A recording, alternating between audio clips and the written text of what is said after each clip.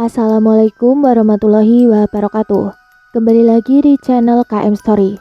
Pada kisah kali ini Mimin ada sebuah cerita yang ditulis oleh Kak Ais Winanda. Cerita ini diberi judul 13 tahun terjebak di dalam hutan. Sebelum masuk ke ceritanya, Mimin doakan sahabat pendengar saya selalu dan lancar rezekinya. Amin ya rabbal alamin. Baiklah, langsung saja kita masuk ke ceritanya dan selamat mendengarkan.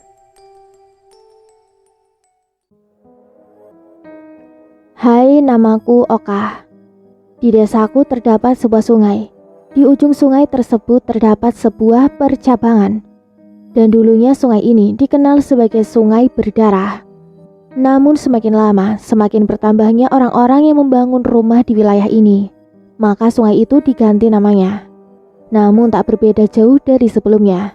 Sungai itu sekarang dikenal dengan nama Sungai Berderak. Oka, ayo temenin ibu mencari kayu bakar, ucap ibu. Iya bu. Pada zaman itu, kami memasak hanya menggunakan kayu bakar dan batu bata digunakan sebagai tungku atau kompornya. Pokoknya zaman itu masih serba sulit. Jangankan kompor gas, listrik saja sama sekali tidak ada.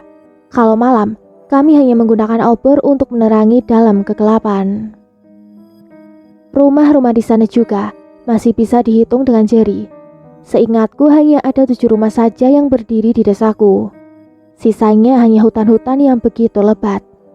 Bahkan di belakang rumahku ada sebuah hutan yang terbilang cukup luas. Kalau sampai terlalu dalam masuk ke hutan itu, pasti akan tersesat. Kini, aku dan ibu mencari kayu bakar di hutan belakang rumahku. Aku dan ibu harus bergegas karena hari sudah menjelang sore. Jangankan di malam hari, jam 5 sore saja, semua warga sudah pada tutup pintu. Karena masih sore saja, suasana terasa begitu hening dan sepi. Pokoknya, siapa saja akan merasa ketakutan apabila keluar rumah lewat dari jam 6 sore. Satu persatu kukutip dahan-dahan kayu yang sudah mengering itu. Di saat aku lagi fokus mencari kayu bakar, tiba-tiba ada sekelebat angin menghembus ke arah wajahku. Hembusan angin itu mengeluarkan suara seperti memanggil namaku. Oka, Oka. Suara itu terus bergeming di telingaku, dan bagaikan terkena hipnotis, aku menjatuhkan kayu-kayu itu. Tanpa sadar aku terus berjalan, sambil mencari-cari sumber suara yang memanggil namaku. Semakin lama aku semakin jauh masuk ke dalam hutan. Tiba-tiba saja aku mulai kembali tersadar dan merasakan kalau saat ini aku sedang tersesat. Saat itu aku tidak tahu harus pergi kemana. Aku hanya bisa terduduk lemas dan berharap ada seseorang yang akan datang untuk menolongku. Di saat aku sedang meratapi nasib yang kini sedang menimpa, tiba-tiba, Oka, sini, ayo main. Dari sisi kanan tempat aku duduk, aku melihat ada seorang anak kecil yang ukuran tubuhnya terbilang jauh lebih kecil dariku. Aku kembali seperti terhipnotis. Aku segera mengikuti anak tersebut. Belum jauh kami berjalan. Kali ini di hadapanku, aku melihat ada sebuah lapangan yang begitu luas. Di sana, aku bermain dengan anak tersebut, layaknya seperti aku bermain dengan teman-temanku. Tak lama berselang, tiba-tiba muncul anak kecil lainnya yang juga ikutan bermain. Yang tadinya kami hanya berdua, kini jadi semakin ramai. Dan tanpa ku sadari, kini aku berada di tengah-tengah sebuah desa. Desa itu terlihat sedikit aneh. Semua penduduk desa itu memiliki tubuh yang kerdil dan memiliki telinga yang sedikit memanjang, layaknya seorang kurcaci, seperti di cerita Cinderella. Tak hanya itu, ketika mereka berjalan terlihat sedikit aneh, karena pergelangan kaki mereka terbalik, tidak seperti manusia pada umumnya. Kok di tengah hutan begini ada sebuah perkampungan ya? Ucapku dalam hati. Sementara di tempat lain, ibuku seketika panik setelah tahu kalau aku sudah menghilang. Ibuku kembali ke rumah dan melaporkan kejadian itu kepada ayahku. Saat itu juga, ayahku segera mengumpulkan semua warga desa. Ayahku meminta tolong kepada warga desa untuk mencari keberadaanku. Ayah dan warga desa segera berkeliling desa, sedangkan ibuku hanya menunggu di rumah. Cukup lama mereka mencari, namun mereka sama sekali tidak menemukan tanda-tanda akan kehadiranku. Karena hari sudah mulai gelap, satu persatu dari mereka menyalakan sebuah obor untuk menerangi pandangan mereka. Sedangkan aku saat ini masih terus-terusan bermain dengan sosok makhluk bunian itu. Hingga kini aku mulai merasa lapar, karena sudah 1 minggu aku belum makan. Di alam mereka, waktu terasa lebih cepat dibandingkan di alam manusia. Di saat aku lagi memegangi perutku yang kelaparan, tiba-tiba saja di hadapanku, kini sudah ada sebuah istana yang begitu megah. Di sana ada 2 orang penjaga pintu istana itu, dan kedua penjaga tersebut mempersilahkan aku masuk ke dalam istana. Ketika di dalam, mataku begitu takjub melihat betapa megahnya istana itu. Aku terus berjalan masuk, melewati sebuah jalan yang dibaluri oleh emas. Sampai aku menemukan sebuah meja yang berukuran cukup lebar, dan di atas meja tersebut terdapat begitu banyak makanan lezat yang langsung menggugah seleraku. Saat ini aku hanya bisa menatap ke arah makanan itu, karena aku teringat akan perkataan ibuku dulu. Walaupun hidup dengan kemiskinan, tetapi kita masih punya harga diri. Jangan sesekali kamu mengambil sesuatu yang bukan milikmu. Mengingat hal itu, aku sama sekali tak berani menyentuh makanan itu, walaupun saat ini aku sedang kelaparan. Ambillah apa yang kau suka. Tempat ini sekarang adalah rumahmu. Aku terkejut dengan kemunculan sosok seorang ratu yang tiba-tiba muncul di sampingku. Sosok tersebut memiliki paras yang begitu cantik. Siapa kamu? Ratu itu hanya tersenyum sambil menatap ke arah wajahku. Panggil saja Nyi Kerti, ucap sosok ratu tersebut. Dari semua makhluk yang ada di tempat ini, hanya Nyi Kerti seorang yang mempunyai tubuh normal layaknya manusia pada umumnya. Kamu lapar kan? Apakah sejumlah makanan ini tidak cukup untukmu? Jika masih kurang, aku akan menambahnya untukmu. Aku segera mengambil sepotong paha ayam yang terlihat begitu lezat. Di saat aku akan menyantap paha ayam yang kini sudah aku genggam, tiba-tiba aku mendengar suara ibuku. Oka, Oka, di mana kamu, Nak? Teriakku sambil memegangi kedua telingaku yang kini terasa begitu sakit. Kini aku jatuh pingsan karena tidak kuat menahan rasa sakit di kedua telingaku. Setelah cukup lama aku pingsan, kini aku mulai kembali tersadar. Kini aku hanya terduduk lemas di bawah pohon besar.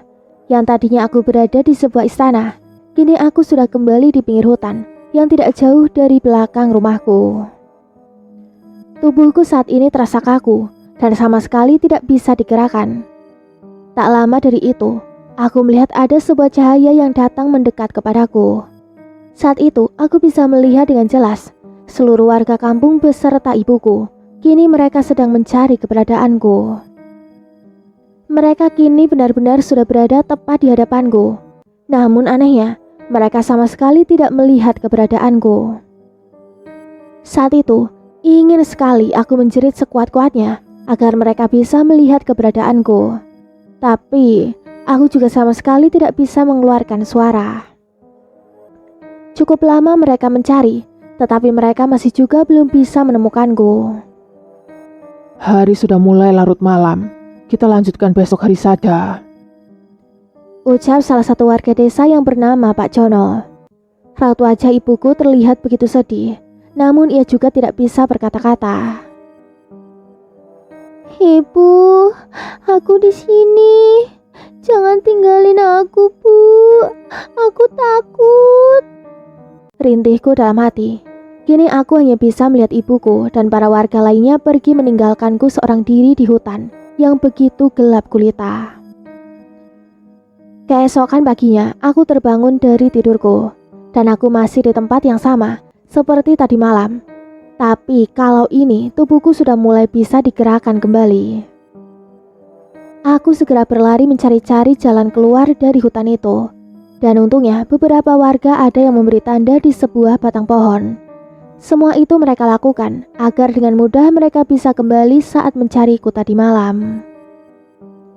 Aku segera mengikuti tanda tersebut. Hingga kini aku ditemukan oleh Pak Jono. Pak Jono segera membawaku kembali ke desa. Kini semua warga berkumpul di rumahku. Mereka semua begitu penasaran dengan apa yang sudah terjadi denganku. Aku menjelaskan dengan detail seluruh kejadian yang sudah menimpaku. Pak Seman begitu terkejut saat mendengar aku menyebutkan sebuah nama, yaitu Nyi Kerti. Pak Seman ini adalah orang tetua desaku. Ia bercerita kalau Nyi Kerti adalah seorang dewi kayangan yang dulunya tenggelam di sungai berdarah dan ditemukan di daerah sungai yang ada cabang duanya. Setahun pun berlalu. Kini usiaku genap 11 tahun. Di sore hari yang cerah, aku dan ibuku, sore itu kami berdua sedang mencari kayu bakar di hutan. Di sana aku sempat melamun sambil memandangi ke arah hutan. Tiba-tiba aku dan ibuku dikagetkan dengan suara teriakan seseorang yang meminta tolong. Saat itu, aku dan ibu merasakan firasat buruk yang sudah menimpa desa kami. Ibuku menyuruhku untuk diam dan tidak bergeming dari tempatku. Sementara ibuku berjalan menuju ke desa. Aku yang juga penasaran, diam-diam mengikuti ibuku dari belakang. Aku sedikit memberi jarak, karena aku tidak mau ibuku tahu kalau aku sedang mengikutinya. Sesampainya di belakang rumahku, aku mendengar suara rintihan yang begitu menyayat hati. Suara rintihan itu berasal dari depan rumahku. Aku pun bergegas berjalan menuju depan rumah, dan betapa terkejutnya aku. Saat ini aku melihat ibuku sedang memangku tubuh ayah yang sudah berlumuran darah. Tanpa pikir panjang, aku segera menghampiri ibuku, dan di situ aku juga ikutan menangis. Karena saat ini di hadapanku terdapat jasad ayahku yang sudah terbujur kaku. Tak lama dari itu, ada segerombolan orang yang datang dengan membawa sebuah sajam di tangan mereka. Gerombolan orang yang tidak dikenali itu, mereka sudah membantai habis seluruh warga desa, termasuk ayahku. Dari kejauhan, segerombolan orang itu menatap sinis ke arahku dan juga ibu. Seketika ibuku langsung menyuruhku berlari sejauh mungkin. Sementara ibuku yang sudah tidak mempunyai tenaga, ia hanya bisa pasrah dengan keadaan yang kini sudah menimpa kami. Aku yang sudah berlari menjauh, saat itu kusempatkan diriku untuk menoleh ke belakang. Kakiku gemetaran dan tubuhku langsung terasa lemas, karena kini aku harus menyaksikan kejadian tragis yang mungkin sampai saat ini tak akan pernah kulupakan. Ibuku juga dibantai di depan mataku oleh segerombolan manusia biadab itu. "Ibu!" Teriakanku barusan ternyata memancing mereka menoleh ke arahku. Walaupun tubuhku sudah tak berdaya, aku berusaha tetap memaksakan diriku untuk menjauh dari orang-orang keji tersebut. Saat ini aku tidak ada pilihan lain selain hanya bisa bersembunyi dari kejaran mereka. Aku bersembunyi di balik semak-semak. Nafasku terasa begitu berat dan jantungku berdetak begitu kencang. Dari balik semak-semak itu, aku melihat ada dua orang yang sendiri tadi mondar-mandir tak jauh dari tempatku berada. Di sini aku hanya berdoa dan meminta perlindungan dengan Yang Maha Kuasa, dan aku juga berusaha sebisa mungkin mengatur nafasku agar tidak menimbulkan suara sedikit pun. Kini, kedua orang itu mulai kembali menuju desa. Di situ barulah aku bisa bernafas dengan lega. Kedua mataku kini tertuju ke arah satu titik, yaitu ke arah hutan. Peristiwa dulu yang sempat menimpaku, sampai kini masih membekas dan menjadi trauma bagiku. Dulu aku sempat berjanji kepada diriku sendiri, kalau aku tidak akan pernah lagi mau menginjakkan kakiku masuk ke dalam hutan. Akan tetapi saat ini aku juga tidak punya pilihan lain. Jika aku berada di sini terus, pasti nantinya mereka akan segera menemukanku, ucapku dalam hati. Di saat aku lagi merenungkan nasibku, jantungku kembali berdetak kencang saat mendengar suara langkah kaki yang semakin lama semakin jelas terdengar olehku. Aku mencoba mengintip. Ternyata dugaanku benar. Mereka kembali untuk mencariku. Kubulatkan tekadku, aku segera bangkit dan mengambil ancang-ancang untuk berlari. Tanpa berpikir panjang, aku segera berlari ke hutan. Entah kenapa saat aku berlari, aku sama sekali tak berani menoleh ke arah belakang. Jantungku berdetak begitu kencang, walaupun aku begitu takut. Kali ini kuberanikan diriku untuk menoleh ke belakang. Ternyata sudah ada 5 orang di belakangku. Mereka semua menggunakan penutup wajah, sehingga aku tidak bisa mengetahui identitas mereka. Karena begitu panik, aku sampai tak menyadari kalau di depanku kini ada sebuah jurang yang tidak terlalu dalam. Aku pun terperosok masuk ke dalam jurang tersebut. Kini, tubuhku terhempas ke tanah dan kakiku juga sempat terbentur batu yang begitu besar. Seluruh tubuhku terasa begitu sakit. Aku pun segera bangkit dan... Aduh, sakit. Aku segera melirik ke arah kakiku. Saat ini kakiku sudah memar dan tergilir akibat benturan tadi. Dengan tertatih-tatih, aku mulai berjalan menyusuri dasar jurang itu. Sampai aku menemukan sebuah gua. Aku berjalan mendekati gua tersebut dan melirik ke arah dalamnya. Begitu gelap dan menyeramkan. Dan lagi-lagi, aku kembali mendengar suara orang yang mendekat. Tanpa pikir panjang, aku segera masuk dan memilih bersembunyi di dalam gua. Di sana aku melihat ada sebuah batu yang begitu besar. Aku memilih bersembunyi di balik batu itu. Aku sungguh tak menyangka mereka bisa tahu kalau aku sedang bersembunyi di dalam gua. Terlihat dengan jelas ada cahaya senter yang begitu terang. Langkah kaki mereka terdengar semakin mendekat. Kali ini aku benar-benar pasrah. Aku hanya bisa memejamkan kedua mataku. Hingga tiba-tiba ada seseorang yang menarik tanganku. Aku masih belum berani membuka mataku. Aku yakin kali ini aku akan mati di tangan mereka. Tapi tiba-tiba seseorang yang tadi menarik tanganku, kini ia memeluk tubuhku dan berkata, "Jangan takut, sekarang kamu sudah aman." Aku segera membuka mataku. Ternyata kini di hadapanku adalah Nyi Kerti. 5 orang yang tadi mengejarku, mereka saat ini tepat berada di hadapanku, tapi mereka sama sekali tidak bisa melihatku dan Nyi Kerti. Setelah mereka sudah pergi, Nyi Kerti segera melepaskan pelukannya. Aku tertolong. Nyi Kerti, terima kasih. Loh, kemana dia? Ucapku kebingungan. Karena saat ini Nyi Kerti sudah menghilang. Saat itu aku sama sekali tidak memikirkan kemana Nyi Kerti pergi. Yang penting saat ini aku harus bersyukur bisa terlepas dari kejaran mereka. Dan saat ini aku memilih untuk bermalam di gua. Setelah cukup lama aku berada di gua tersebut, kini cacing yang ada di perutku mulai pada demo karena kurangnya asupan.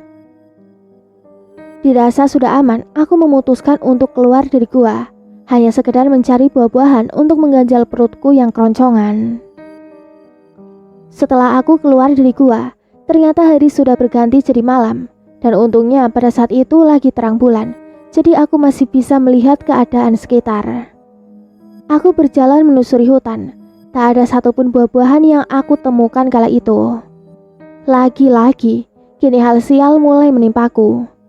Saat itu, aku kembali terjatuh karena kakiku yang masuk ke dalam lubang kecil. Memar di kaki yang tadi saja belum sembuh, kini aku harus kembali menahan sakit yang amat luar biasa. Sehingga aku sampai tak bisa mengeluarkan suara sedikit pun karena menahan rasa sakitnya. Aku mulai frustasi dan memaki diriku sendiri. Mengapa dunia ini begitu kejam bagiku? Ucapku dalam hati. Dengan terpincang-pincang, aku kembali berjalan menuju gua dan memilih untuk tidur. Di saat tengah malam aku terbangun, karena saat ini udara di dalam gua sangatlah dingin. Rasa dinginnya sampai menusuk ke dalam tulang.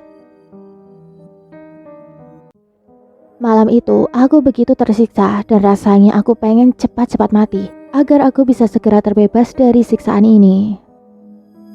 Keesokan harinya, aku kembali memaksakan diri berjalan menyusuri hutan.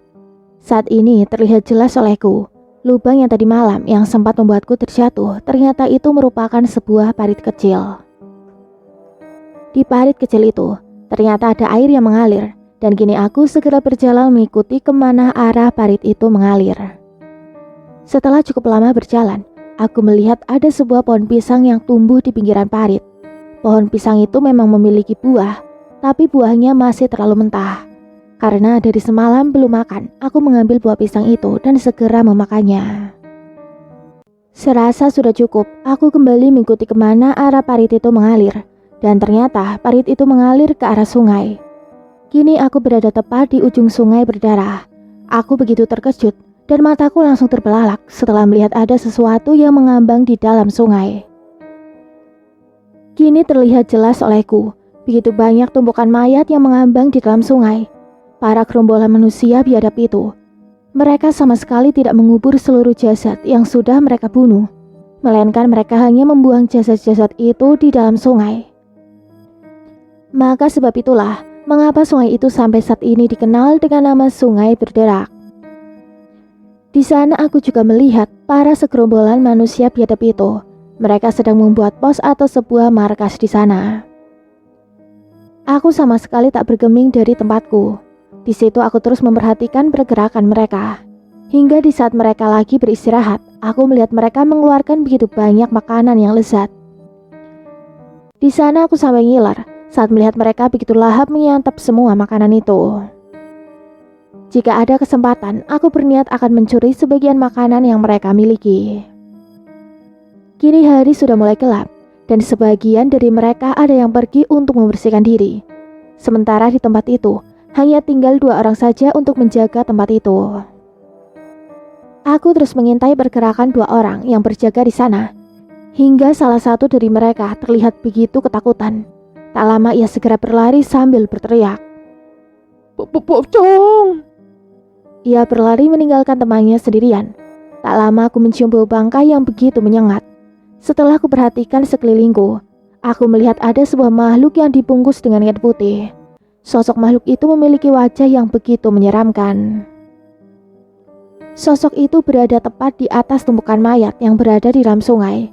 Aku yang begitu takut melihatnya segera berlari ke arah satu orang yang berjaga di tempat itu. Bukannya segera menangkapku, tapi satu orang yang berjaga di sana tiba-tiba berlari ketakutan saat melihatku. Di sana aku begitu kebingungan dengan apa yang sudah terjadi.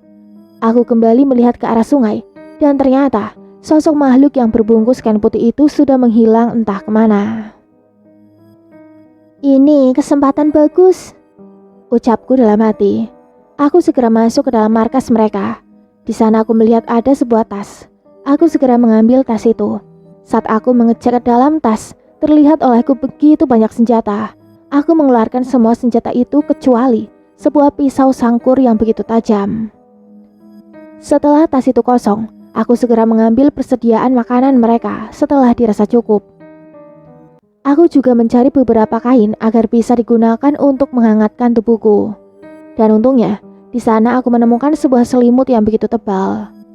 Setelah sudah berhasil mengumpulkan semua yang aku butuhkan, aku segera kembali berlari ke arah hutan. Saat berada di dalam hutan, aku segera mengeluarkan pisau yang tadi sempat kuambil. Aku segera memotong dahan kayu dan segera membalutnya dengan kain untuk dijadikan sebuah obor agar bisa menerangi perjalananku malam itu. Sesampainya aku di dalam gua, aku segera mengambil beberapa makanan ringan untuk mengganjal perutku yang saat ini begitu terasa sakit. Di saat aku sedang menyantap beberapa makanan yang barusan aku curi, tak lama dari itu aku mendengar ada suara tangisan yang begitu mengerikan. Sampai-sampai bulu kuduku meremang. Aku bergidik-ngeri saat mendengarnya. Antara takut dan perasaan yang gusar, aku mencoba memberanikan diri mencari sumber suara tersebut. Kembali kunyalakan obor dan segera mencari sumber suara tersebut. Semakin aku berjalan ke arah utara, suara itu terdengar semakin mengecil dan menjauh. Apa aku salah jalan? Ucapku dalam hati.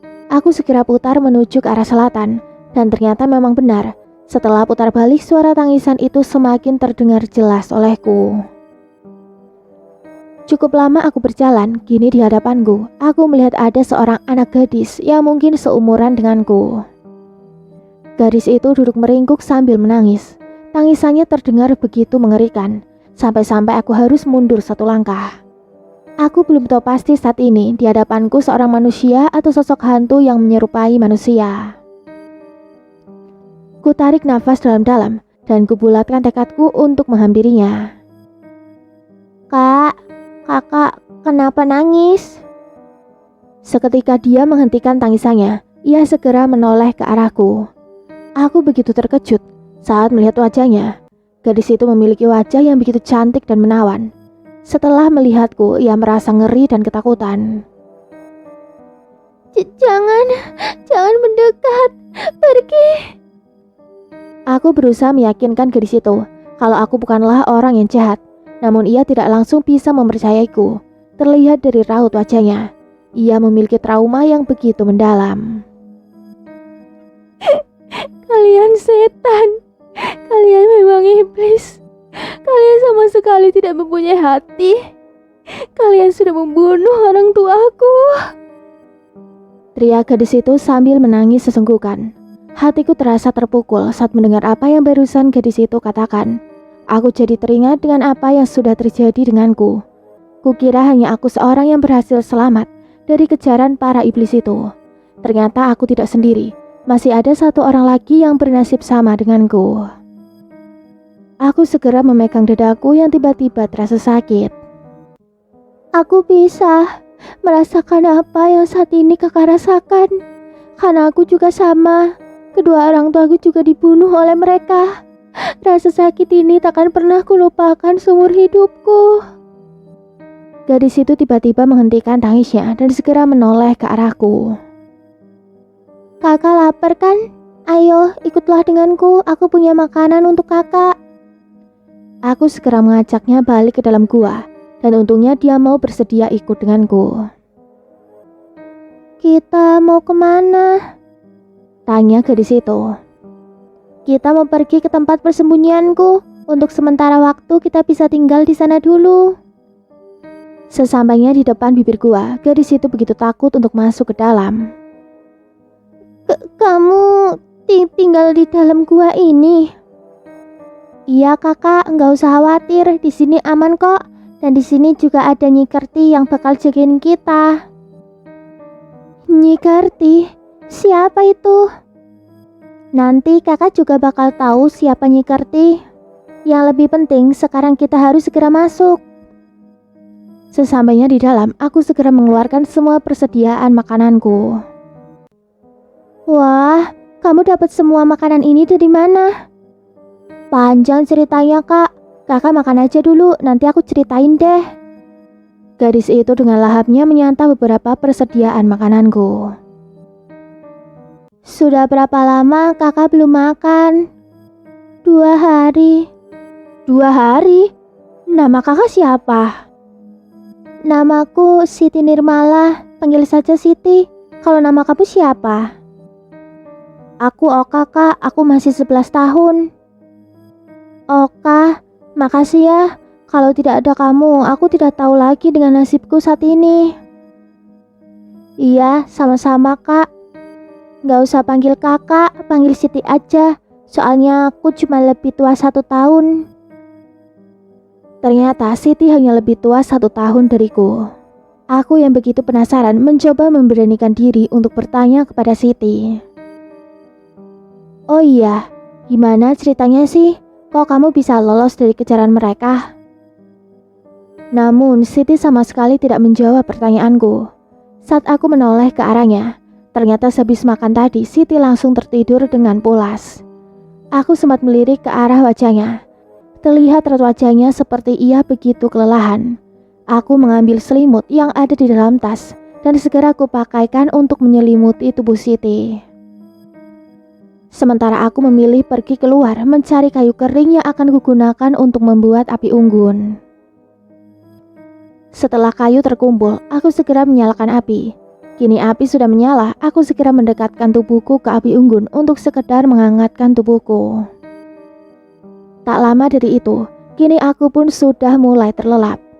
Keesokan harinya aku pun terbangun. Ketika aku tersadar, aku segera melihat sekelilingku. Di situ aku sama sekali tak melihat keberadaan Siti. Selimut yang tadi malam kupakaikan untuknya, kini sudah tertata dengan rapi.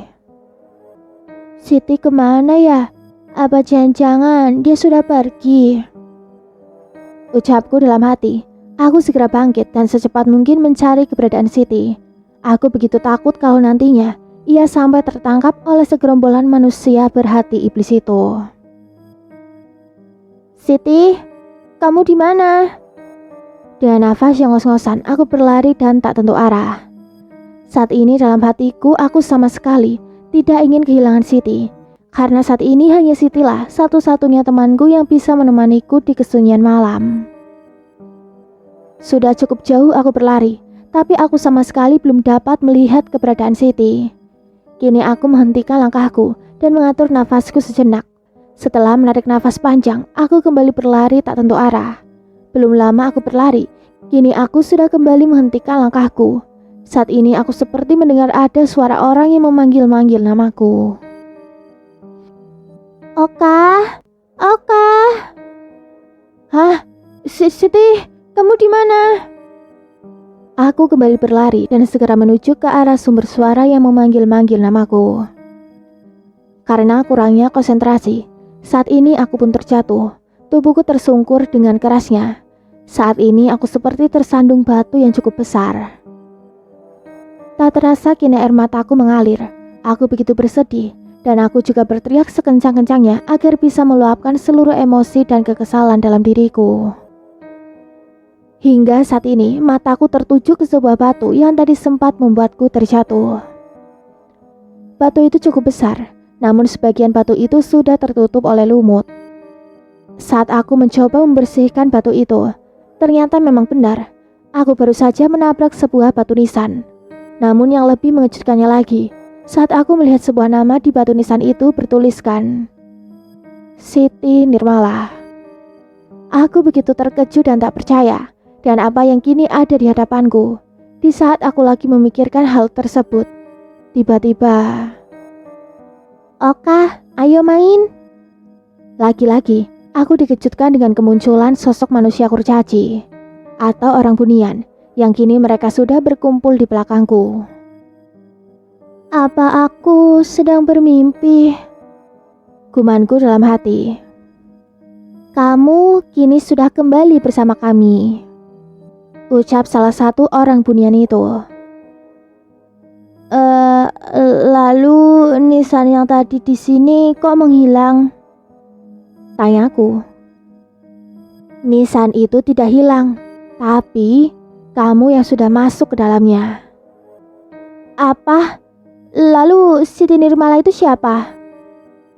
Siti Nirmala adalah nama asli dari Nyi Kerti. Nyi Kerti? Lalu kenapa dia melakukan hal ini pada aku? Nyi Kerti itu begitu tertarik denganmu. Kamu adalah salah satu dari manusia yang beruntung bisa mendapatkan hatinya Nyi Kerti.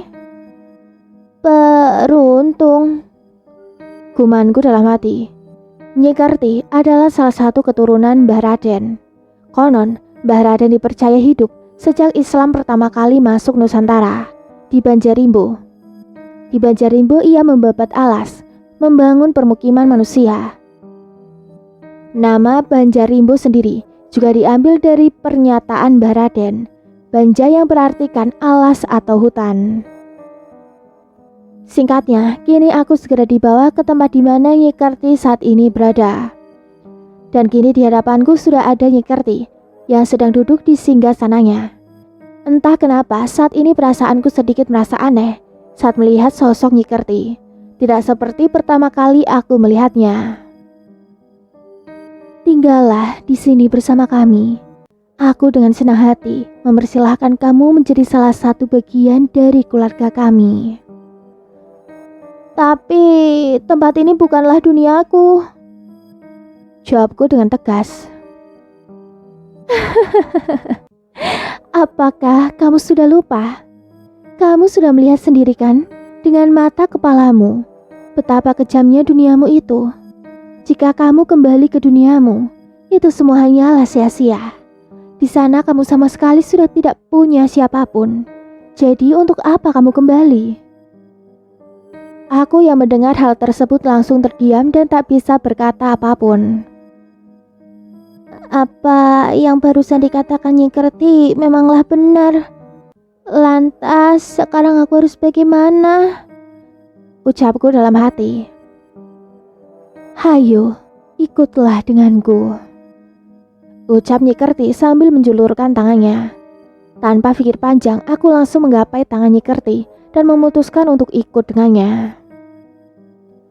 Apa boleh buat? Mungkin inilah yang sudah menjadi jalan takdirku. Gumanku dalam hati lagi. Kini aku dan Nyi Kerti berjalan melewati ratusan sosok orang bunian. Jika diperhatikan, semua orang bunian itu begitu patuh kepada Nyi Kerti. Tak lama dari itu, kini mataku tertuju pada beberapa orang yang jika dilihat perawakan mereka sama sepertiku, seperti manusia biasa pada umumnya. Seingatku ada sekitar 4 orang kala itu. Mereka berempat menatap ke arahku dengan raut wajah ketakutan. Dari tatapan mereka, aku bisa melihat dengan jelas kalau mereka seperti memberi isyarat kepadaku. Namun aku sama sekali tak mengerti dengan isyarat dari mereka. Setelah kuperhatikan dengan jelas, ternyata mulut mereka sudah dijahit menggunakan benang yang terbuat dari kulit. Aku segera memalingkan pandanganku, karena saat ini aku merasa ngeri saat melihat keadaan mereka. Kini di hadapanku sudah terdapat begitu banyak hidangan makanan yang lezat, dan Nyi Kerti segera menyuruhku memakan makanan tersebut. Iya, lebih baik aku tinggal di sini. Jika aku kembali ke alamku, mungkin aku tak akan seberuntung ini. Gumanku dalam hati lagi. Aku segera menyantap semua makanan yang ada. Selesai makan, kini mataku mulai terpejam. Setelah aku terbangun, kali ini aku sudah berada di sebuah rumah yang terbuat dari kayu. Aku mencoba keluar dari rumah itu dan ternyata di luar begitu ramai anak-anak sedang bermain. Dan seperti yang sudah kalian tahu, kalau mereka itu bukanlah anak manusia. Tapi saat ini aku sama sekali sudah tak peduli. Aku segera berlari dan ikut bermain dengan mereka. Semua itu aku lakukan sepanjang hari. Aku merasa kalau diriku saat ini sudah memang benar-benar bagian dari mereka. Hari-hari pun berlalu. Sampai saat ini, aku sama sekali belum ada melihat keempat orang yang kutemui dulu.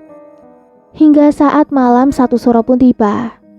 Di saat aku terbangun dari tidurku, seperti biasa, aku pergi keluar rumah untuk bermain.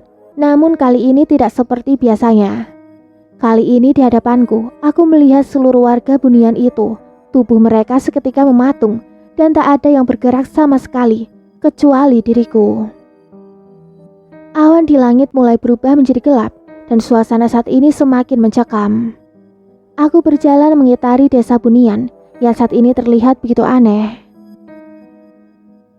Mengapa mereka semua tiba-tiba mematung seperti ini? Apa yang sebenarnya sudah terjadi dengan mereka? Di tengah-tengah aku memikirkan hal tersebut. Tiba-tiba saat ini aku kembali melihat keempat sosok manusia yang dulu pernah aku lihat sebelumnya. Saat pertama kali aku melihat keempat sosok manusia itu, mulut mereka sama sekali tidak ada yang terbuka karena dijahit menggunakan benang yang terbuat dari kulit. Tapi kali ini sangat berbeda dari sebelumnya.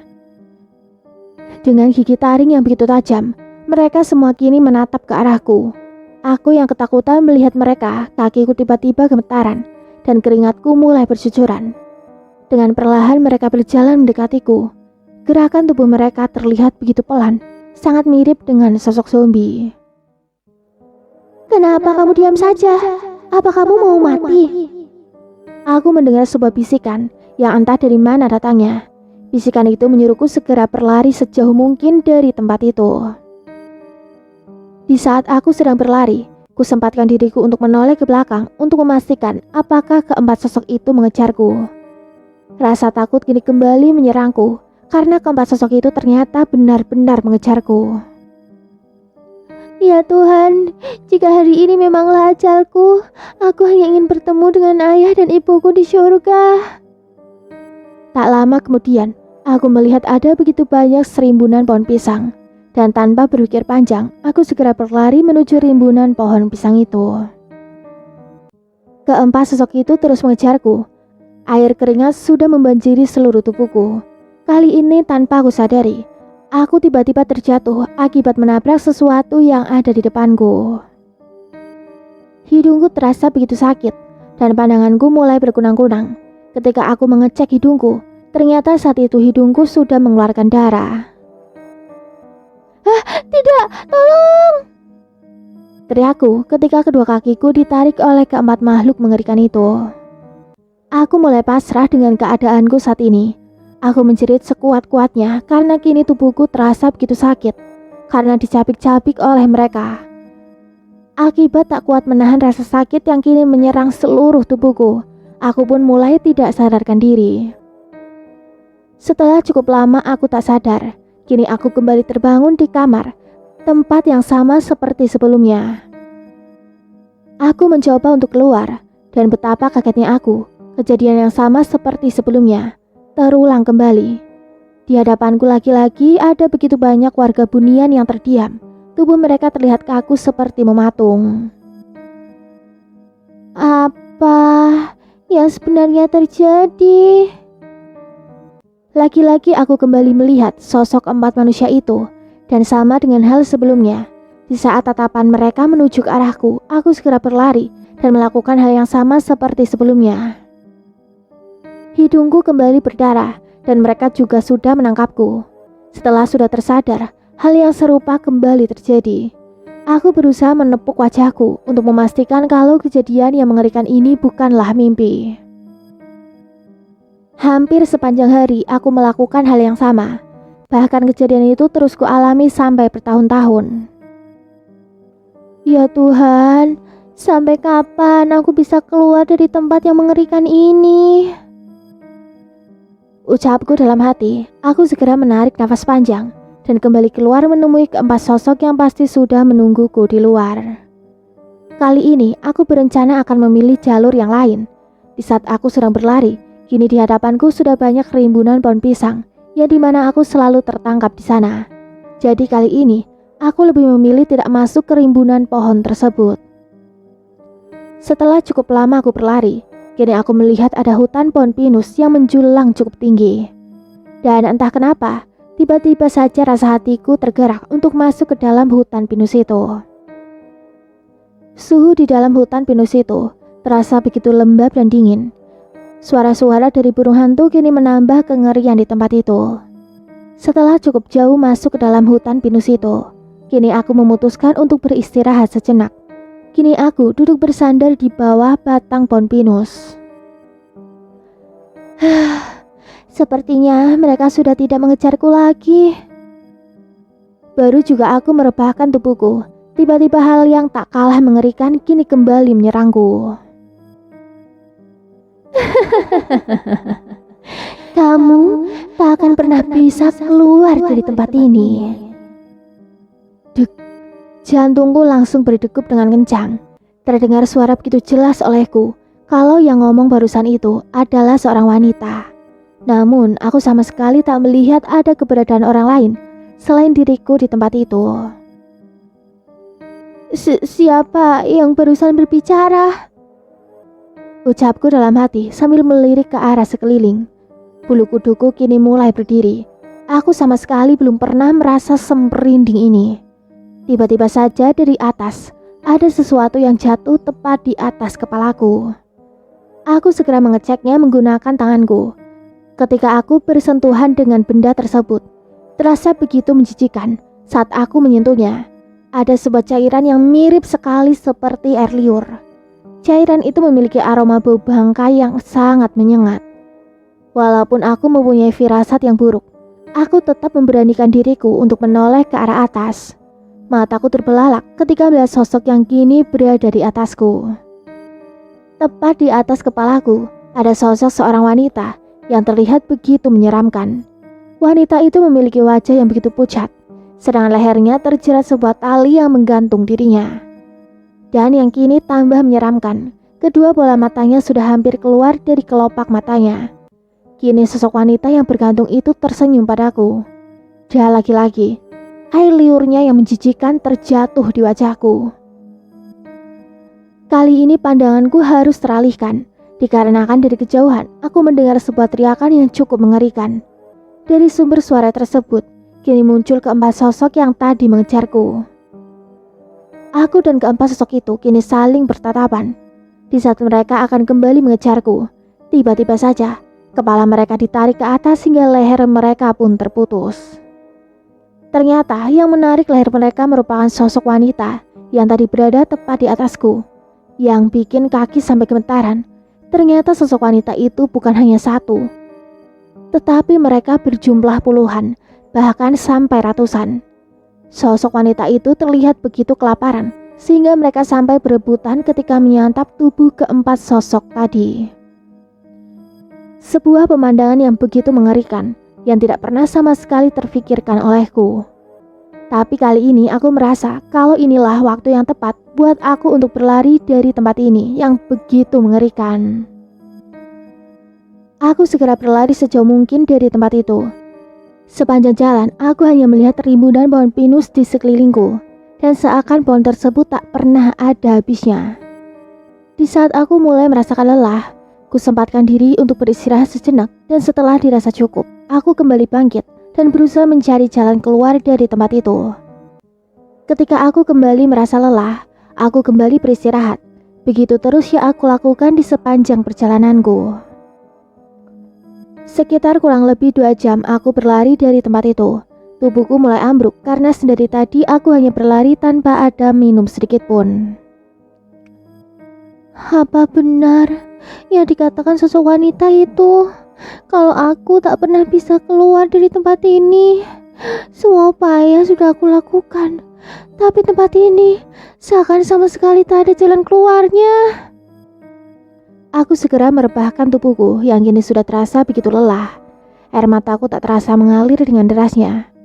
Di tengah-tengah keputusasaanku, dari atas aku melihat ada 2 buah cahaya yang perlahan mendekatiku. Aku kembali pasrah dan memohon pada Yang Maha Kuasa agar nyawaku segera diambil dan jangan sampai aku terbangun lagi di kamar dan harus mengulang kembali kejadian seperti sebelumnya. Kedua cahaya itu semakin lama semakin mendekat kepadaku, dan tiba-tiba saja kedua cahaya itu kini semakin membesar dan membentuk wujud manusia yang lama-kelamaan. Aku merasa begitu tak asing dengan perubahan cahaya itu. Setelah begitu jelas terlihat olehku, ternyata cahaya itu adalah kedua orang tuaku. Seakan tak percaya, tapi inilah kenyataan yang kualami. Mereka memberi senyuman hangat kepadaku. Mereka menyemangatiku agar aku bisa bangkit kembali dan segera keluar dari tempat ini. Pergi, berani-beraninya kalian merubah wujud kalian menyerupai orang tuaku. Ayah dan ibuku telah mati, jadi biarkanlah mereka tenang di alam sana. Jangan kalian gunakan arwah mereka untuk membohongiku. Teriakku dengan penuh amarah. Mereka berdua kini kembali tersenyum ke arahku. Apa yang lucu, ha? Kamu sudah makin tambah dewasa ya, nak. Bapak dan ibumu minta maaf. Di saat kamu seperti ini, kami sama sekali tak ada di sampingmu dan juga menemanimu. Jika kami harus menerima dibenci oleh anak sendiri, kami terima. Sekali lagi Bapak minta maaf kalau belum bisa jadi orang tua yang baik buatmu. Ucap sosok yang kini menyerupai ayahku. Dadaku terasa begitu sakit. Aku pun menangis terseduh-seduh setelah mendengarkan perkataan mereka. Pak, Ibu, aku sama sekali tak pernah membenci kalian. Aku begitu sangat menyayangi kalian. Kali ini Bapak sama Ibu harus janji sama Oka. Jangan pernah ninggalin Oka lagi ya. Maaf, nak.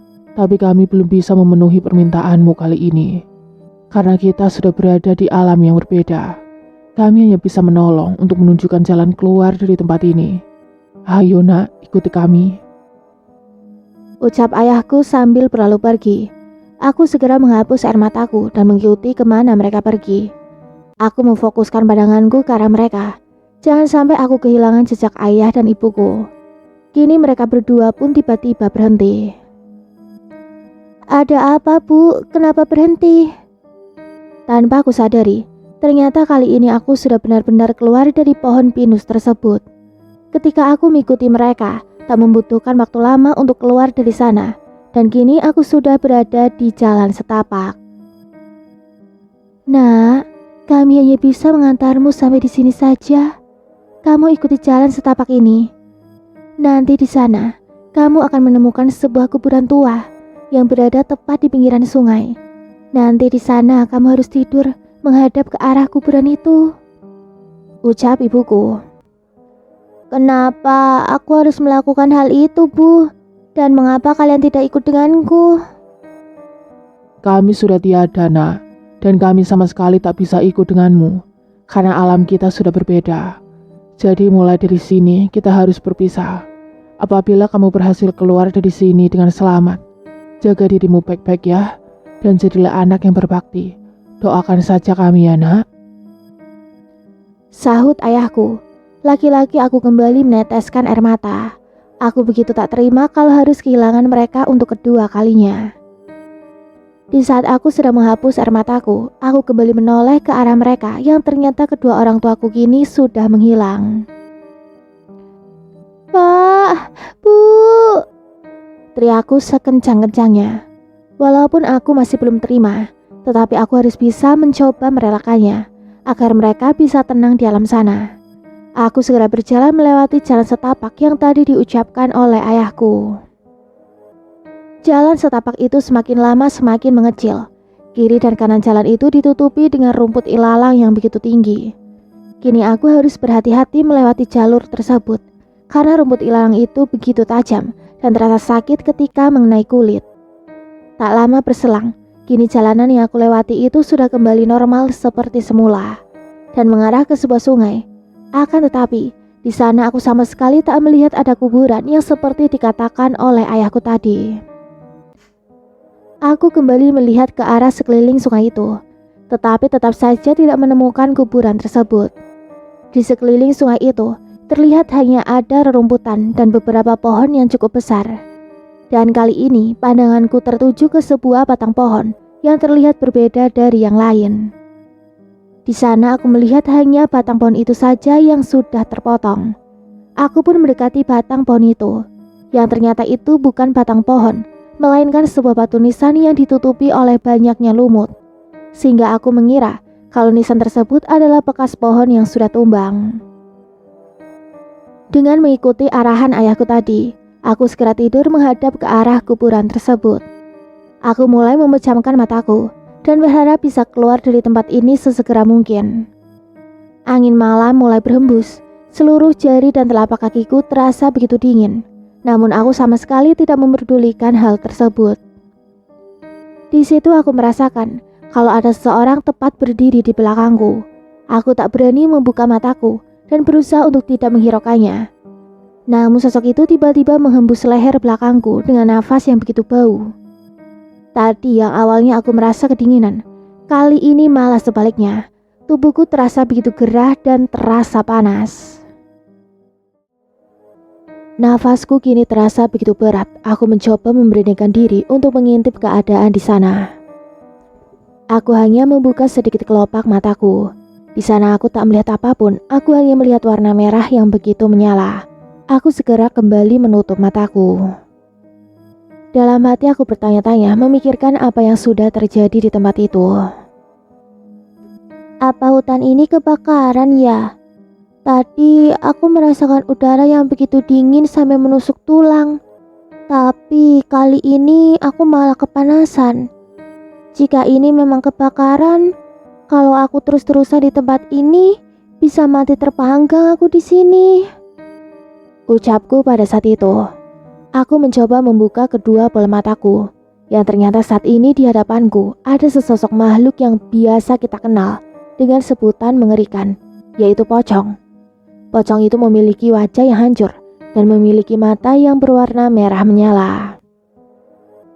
Ternyata saat aku mengintip tadi, bukanlah sebuah api yang kulihat, melainkan sebuah bola mata dari sosok pocong ini.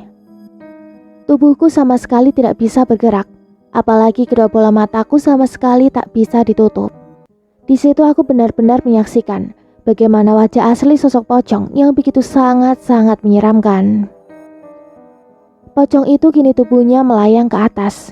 Dan entah kenapa, mataku bergerak sendiri dan mengikuti kemana arah pocong itu bergerak. Mataku kembali terbelalak ketika melihat sosok pocong itu mencoba menjatuhkan dirinya ke arahku. Di saat pocong itu akan menimpa tubuhku, aku langsung refleks berteriak. Aku segera bangkit dan memastikan kalau tubuhku tidak apa-apa.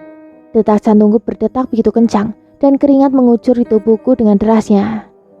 Setelah kondisiku mulai stabil, aku melihat sekelilingku yang sudah terang benderang. Ternyata sosok pocong tadi yang kulihat hanyalah sebuah mimpi, tetapi terasa begitu nyata. Tempat yang tak asing bagiku. Setelah 8 tahun terjebak di alam Nyikerti. Kini aku sudah kembali lagi ke dunia manusia. Aku mencoba kembali bangkit, dan di sana aku merasa begitu tak nyaman dengan pakaianku yang terasa begitu sempit. Ternyata, bukanlah pakaianku yang mengecil, tetapi tubuhku yang semakin lama semakin dewasa. Aku terdiam dan harus berpikir sejenak. Kali ini apa yang harus kulakukan? Di sini memang aku tak merasakan ketakutan seperti di alam gaib. Tapi di sini aku merasa begitu kesepian. Aku hanya bisa duduk termenung, hanya seorang diri di tengah-tengah hutan yang begitu lebat. Karena tak tahu harus berbuat apa, aku hanya mencoba merebahkan tubuhku sambil memandangi betapa indahnya tumpukan awan yang berada di langit. Mata ini semakin lama semakin terasa berat. Di sana aku pun mulai tertidur dengan lelapnya. Siang kini sudah berganti menjadi malam. Saat itu aku pun terbangun dari tidurku, dikarenakan perutku yang terasa begitu sakit karena kelaparan. Aku mencoba menelusuri hutan, hanya sekedar mencari buah-buahan untuk mengganjal cacing-cacing yang sudah demo di perutku. Entah karena keberuntungan atau hanya kebetulan, saat itu aku menemukan banyak sekali rimbunan pohon pisang yang berbuah begitu lebat. Kok bisa ada buah pisang selebat ini? Tidak ada yang memanennya. Apa aku ambil saja ya? Gumanku dalam hati. Aku mengambil setandan buah pisang yang terlihat begitu lezat. Tak hanya rimbun tapi pisang-pisang itu buahnya berukuran cukup besar. Untuk 2 buah pisang saja sudah cukup untuk membuat perutku ini menjadi kenyang. Kalau seperti ini, aku gak perlu bersusah payah mencari makanan. Dengan buah sebanyak ini, mungkin bisa buat makanku selama setahun. Lagian mana mungkin juga ada orang yang menanam dan tinggal di hutan ini. Ujarku saat itu. Aku memutuskan untuk melanjutkan tidurku, karena percuma juga kalau berkeliaran di tempat gelap seperti ini. Keesokan paginya, aku terbangun karena wajahku kini terpapar panasnya sinar matahari. Di sana aku kembali memakan buah pisang itu lagi. Setelah selesai makan, aku kembali merenungi nasibku. Jika aku kembali ke desa, apa rombongan manusia biadab itu masih berada di sana? Jika memang benar mereka masih di sana, berarti aku sama sekali tak punya tempat untuk kembali pulang. Setelah merenung cukup lama, kini aku mencoba memberanikan diri untuk mengecek keadaan desa. Apakah saat ini sudah aman atau masih sama saja seperti sebelumnya? Aku begitu ingat dengan jelas dengan jalur hutan ini. Jadi kali ini aku tak akan mungkin tersesat seperti dulu lagi. Aku berjalan dengan perlahan dan sekalian mengintai daerah sekelilingku. Sekiranya aku rasa aman, aku kembali melanjutkan perjalanan menuju desa. Setelah cukup lama berjalan, kali ini aku harus menghentikan langkah dan segera mencari tempat persembunyian yang aman. Karena saat itu aku mendengar ada suara tembakan. Aku bersembunyi di balik semak-semak dan terus mengintai pergerakan mereka. Tak lama kemudian, ada 2 orang pria yang lewat dan kelihatannya mereka itu lagi sedang berburu di hutan ini. Masing-masing dari mereka membawa sebuah senapan angin. Tapi kali ini, mereka sudah tidak memakai topeng seperti dulu lagi. Setelah dirasa cukup aman, aku segera keluar dari persembunyianku. Hatiku saat itu terasa sangat hancur karena harus kembali hidup sendiri lagi di dalam hutan. Ketika melihat kedua pria tadi, aku langsung berpikir kalau saat ini keadaan desa masih belum aman. Tetapi pikiranku saat itu ternyata salah. Para manusia biadab itu sudah ditangkap oleh pihak yang berwajib. Malahan di desaku saat itu sudah banyak orang yang berbondong-bondong untuk tinggal di sana. Dua orang yang membawa senjata yang tadi juga merupakan seorang warga yang lagi berburu di hutan. Aku yang tidak mengetahui hal itu, memutuskan memilih tetap tinggal di dalam hutan untuk sementara waktu. Dengan tekad yang begitu kuat, aku berniat akan membalaskan dendam dengan mereka. Setelah mendapatkan tempat yang aman, di sana aku berencana akan membuat sebuah senjata dari alat seadanya. Bahkan aku juga harus menyusun strategi agar rencana aku kali ini berjalan dengan lancar. Kini hari sudah berganti dengan malam. Aku segera menyalakan sebuah obor. Di dalam kegelapan aku membuat sebuah tombak dan juga beberapa perangkap. Kurasa ini masih belum cukup. Aku masih membutuhkan beberapa batang kayu lagi. Tapi di sini begitu gelap. Apa aku lanjutkan besok saja? Karena badan ini dirasa sudah cukup lelah, aku memilih untuk tidur dan akan melanjutkannya esok hari. Di saat baru saja akan memejamkan mata, aku kembali terbangun karena kaki dan tanganku terasa gatal akibat gigitan nyamuk hutan yang begitu banyak. Nyamuk sialan, kalau terus-terusan seperti ini bisa mati konyol aku. Aku segera kembali duduk. Saat itu aku tak sengaja melihat sekelebat bayangan hitam yang melintas di hadapanku. Bayangan tersebut melintas begitu cepat. Bersamaan dengan itu, tiba-tiba angin berhembus di wajahku yang membuat suasana jadi mencekam kala itu. Aku segera mengambil sebuah dahan kayu yang cukup panjang buat jaga-jaga siapa tahu kalau yang melintas barusan adalah binatang buas. Dengan kaki yang gemetaran, aku berusaha bangkit dan mencoba memberanikan diri berjalan ke arah di mana bayangan tadi melintas. Tidak berselang lama, kini aku harus menghentikan langkah kakiku dan memfokuskan pandanganku ke depan. Karena pada saat itu, samar-samar aku melihat ada sosok hitam yang berdiri tepat tak jauh di hadapanku. Dilihat dari wujudnya, tampaknya sosok itu seperti seorang manusia yang lagi memandang ke arahku. Namun karena saat itu terlalu gelap, aku sama sekali tak bisa melihat dengan begitu jelas. Siapa kamu? Tanyaku ke sosok tersebut. Namun tak ada jawaban sama sekali. Sosok itu seperti mematung dan tak ada gerakan apapun darinya. Aku mencoba kembali mendekati sosok itu. Baru 2 langkah aku mendekatinya. Tiba-tiba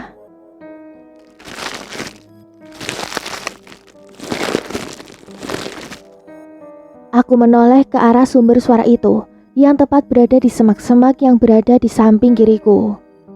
Suara tersebut seketika menghilang. Bersamaan dengan suara itu, sosok yang tadi berada di hadapanku kini juga sudah menghilang entah kemana. Tiba-tiba, ada sebuah tangan yang memegang bahuku dari belakang. Aku terdiam sejenak dan berusaha menelan ludahku yang kini terasa begitu berat. Perasaan di sini aku hanya tinggal sendiri. Terus ini tangan siapa? Ucapku dalam hati. Aku sama sekali belum berani menoleh ke belakang. Saat ku sentuh tangan itu terasa sangat dingin. Ketika aku menarik tangan tersebut, aku menjerit ketakutan dan segera berlari sejauh mungkin. Saat aku menarik tangan yang berada di bahuku, terasa begitu ringan. Ternyata hanya sepotong tangan saja tanpa ada tubuhnya. Aku langsung ngibrit menjauh dari tempat itu. Tak lama kemudian aku kembali lagi bertemu dengan sesosok bayangan hitam yang tadi aku temui. Tapi kali ini terlihat jelas kalau sosok itu adalah seorang wanita. Wajahnya terlihat cantik, tapi entah kenapa saat berada di dekatnya aku merasa begitu takut. Tolong, Mas, tolong saya, rintih wanita itu. Siapa kamu? Tolong saya, Mas. Aku segera menelan ludahku. Sebenarnya aku sudah tahu kalau wanita itu bukanlah manusia. Karena tidak mungkin ada seorang wanita berada di tempat ini. Apalagi ini malam hari. Kalau siang masih ada kemungkinan kalau dia itu manusia. Tapi aku masih belum bisa meninggalkannya. Karena jika dia memang benar-benar manusia, betapa berdosanya aku meninggalkan seorang wanita yang lagi butuh pertolongan. Apalagi di tempat ini begitu mengerikan. Dengan berbesar hati, aku mendekati wanita itu. Ada yang bisa saya bantu? Tolongin saya, Mas. Tolongin kamu? Iya, Tolong carikan tangan saya. Ah, tangan? Iya, tangan saya hilang, ucapnya sambil menunjukkan tangannya yang sudah terputus dan berlumuran dengan darah. Kan bener, setan! Teriakku sambil berlari. Dari arah belakang, aku mendengar suara tawa cekikikan yang begitu melengking. Ya benar, siapa lagi kalau bukan suara tawa khas dari hantu perempuan yang dikenal dengan panggilan kuntilanak. Bagaikan pembalap, aku langsung melesat begitu cepat dari tempat tersebut. Saat itu aku sama sekali tidak tahu harus lari ke arah mana. Yang pasti pokoknya aku harus bisa segera menjauh dari sosok itu. Aku melewati semak belukar yang begitu lebat. Sekeluarnya aku dari semak-semak tersebut, di sana samar-samar aku melihat ada sebuah cahaya. Aku segera berjalan ke arah di mana cahaya itu berasal.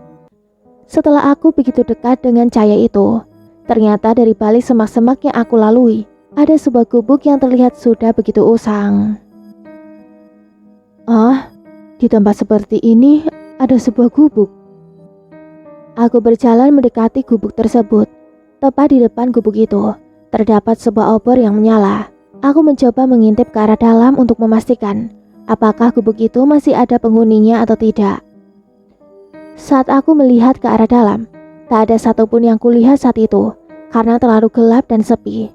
Aku mencoba membuka pintu yang ternyata terkunci dari dalam. Aku segera mengurungkan niatku untuk membuka paksa pintu gubuk itu karena aku takut kalau dituduh sebagai orang jahat oleh penghuni gubuk tua itu.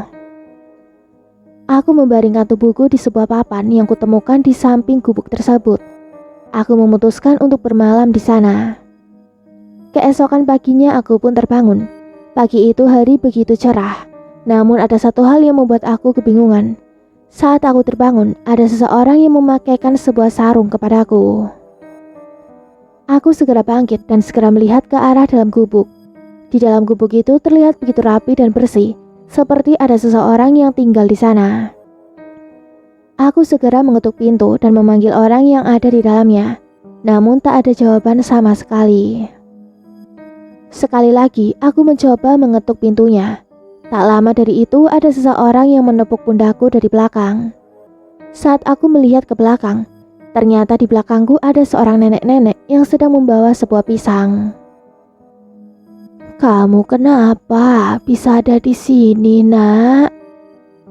Tanya nenek itu sambil meletakkan pisangnya di bawah. Aku lagi tersesat, Nek. Kamu dari desa? Iya, Nek. Kok nenek bisa tahu? Kita berasal dari desa yang sama. Lalu nenek kenapa bisa ada di sini? Kamu sudah makan? Jika belum, ini dimakanlah dulu pisangnya. Nanti nenek ceritakan kenapa nenek bisa tinggal di sini. Aku segera mengambil beberapa buah pisang dan mulai memakannya sambil melihat nenek itu sedang menyalakan kayu bakar. Aku memakan pisang yang diberikan nenek itu sambil melihat ke arahnya yang sedang merebus sebuah singkong. Kini nenek itu kembali bangkit dan kembali duduk di sampingku. Nenek tersebut bernama Nek Enon, salah satu warga desa yang sama denganku. Gubuk ini dulu dibangun oleh mendiang suami nenek. Dulu tak jauh dari sini, kami mempunyai banyak kebun di hutan ini. Salah satunya ya pisang ini. Gubuk ini dibangun hanya sekedar buat tempat istirahat saja. Ketika waktu sore, nenek sama suami nenek kembali ke desa. Di sini aku sempat teringat dengan rimbunan pohon pisang yang kemarin aku temui. Awalnya aku mengira pohon pisang itu tumbuh dengan sendirinya. Ternyata semua pohon pisang itu adalah kebun milik nenek Enon. Lalu kenapa sekarang nenek tinggal di sini dan suami nenek kemana? Suami nenek sudah lama meninggal. Saat dia meninggal dunia, entah kenapa nenek tiba-tiba lupa arah jalan pulang ke desa. Mau tidak mau, ya nenek terpaksa harus tinggal di sini. Sudah berapa lama nenek tinggal di sini? Nenek, kurang ingat nak. Kurang lebih sekitar 10 tahunan. Selama di sini, nenek hanya sendiri dan belum pernah lagi bertemu dengan orang. Nenek rasa kamu orang yang pertama yang nenek temui di sini. Iya, Nek. Tapi ada untungnya juga ya nenek tinggal di sini. Semua warga sudah tidak ada lagi, Nek. Mereka sudah dibantai habis termasuk orang tuaku. Nek Enon hanya manggut-manggut saja. Tanpa aku jelaskan dengan detail, ia tampak seperti sudah mengerti dengan ucapanku. Belum juga aku melanjutkan perkataanku, langsung dipotong oleh Nek Enon. Dulu, nenek pernah bermimpi. Mimpi nenek tak jauh beda dengan apa yang barusan kamu katakan. Dalam mimpi itu, ada beberapa orang mengenakan topeng datang ke desa dengan membawa senjata. Mereka membantai habis seluruh warga desa dan mayat mereka dibuang ke sungai. Aku begitu terkejut ketika mendengar apa yang barusan Nek Enon katakan. Dalam hati aku bertanya-tanya, apa nenek ini mempunyai sesuatu kelebihan atau sebuah ilmu hitam? Tapi masuk akal juga sih. Mana mungkin Nek Enon bisa bertahan hidup hanya seorang diri di tempat seperti ini jika dia tidak mempunyai sebuah pegangan di dalam tubuhnya. Gumanku dalam hati. Sudah berapa lama kamu tersesat di sini, Nak? Saya baru ini kembali ke sini, Nek. Dulu saya sempat terjebak di alam gaib, Nek. Alam gaib? Nyi Kerti. Lagi-lagi aku dibuat terkejut dengan perkataan yang keluar dari mulut Nek Enon. Kok nenek bisa tahu sama Nyi Kerti? Dulu, sewaktu nenek masih gadis, ada salah satu teman nenek yang dikabarkan menghilang secara misterius. Hingga beberapa tahun kemudian, ketika nenek sudah menikah, teman nenek yang menghilang itu ditemukan suami nenek di tepian sungai. Dan pas ditanya, jawabannya sama sepertimu, Nak. Dan yang masih nenek ingat sampai sekarang, orang yang ia sebutkan adalah Nyi Kerti. Saat itu, Nek Enon segera mengangkat singkong yang tadi sedang ia rebus. Beberapa singkong ia letakkan di atas daun pisang. Walaupun hanya makan dengan makanan sederhana, tetapi pada saat itu terasa begitu nikmat bagiku. Kini Nek Enon masuk ke dalam gubuk, sedangkan aku hanya menunggunya di luar. Ketika ia keluar, Nek Enon membawakan sebuah baju dan celana. Ini dipakai. Baju ini bekas punya almarhum suami nenek. Sudah lama tidak terpakai. Aku mengambil baju yang Nek Enon berikan dan segera masuk ke dalam gubuk. Setelah aku mengganti pakaianku, aku kembali mendatangi Nek Enon. Kamu tinggal aja di sini. Biar nenek ada temannya. Selama ini nenek begitu kesepian. Ujarnya dengan nada begitu sedih. Iya, Nek. Jawabku, aku merasa begitu iba dan kasihan dengan Nek Enon ketika mendengar perkataannya barusan. Sore itu, aku menemani nenek mencari kayu bakar yang namanya berada di dalam hutan. Sangat begitu mudah untuk menemukan kayu bakar. Setelah dirasa cukup, kami pun segera kembali ke gubuk. Hari sudah mulai gelap, aku segera menghidupkan obor dan menggantungnya di depan pintu gubuk. Sementara di dalam gubuk kami tidur dalam kegelapan. Keesokan paginya, aku pun terbangun. Di sana aku sama sekali tak melihat Nek Enon. Aku pergi keluar dari gubuk dan mencari Nek Enon. Kemana Nek Enon ya? Aku kembali masuk ke dalam gubuk. Di sana aku tak sengaja melihat sebuah sesajen yang berada tepat di bawah tempat tidur Nek Enon yang terbuat dari papan. Ternyata benar feelingku saat itu, kalau Nek Enon mempunyai sebuah wejangan. Aku hanya melihat sesajen itu, dan sama sekali tidak berani menyentuhnya, karena takut nanti Nek Enon marah. Tak lama Nek Enon pun kembali dengan membawa beberapa pisang dan buah lainnya. Kenapa nenek tidak membangunkanku? Kan aku bisa nolongin nenek. Mana mungkin nenek bangunkan. Soalnya tadi kamu tidurnya begitu pulas. Hari-hari pun berlalu. Sepanjang hari aku selalu membantu Nek Enon. Aku begitu takjub dengan Nek Enon. Dengan umurnya sekarang, fisiknya sama sekali tidak melemah. Hingga di suatu malam, tepatnya pada malam Jumat, malam itu terasa begitu dingin bagiku. Aku segera mengambil sarung dan pergi tidur. Semakin malam udara semakin bertambah dingin. Sampai-sampai aku harus terbangun. Ketika aku terbangun, aku melihat Nek Enon lagi ngomong dengan seseorang.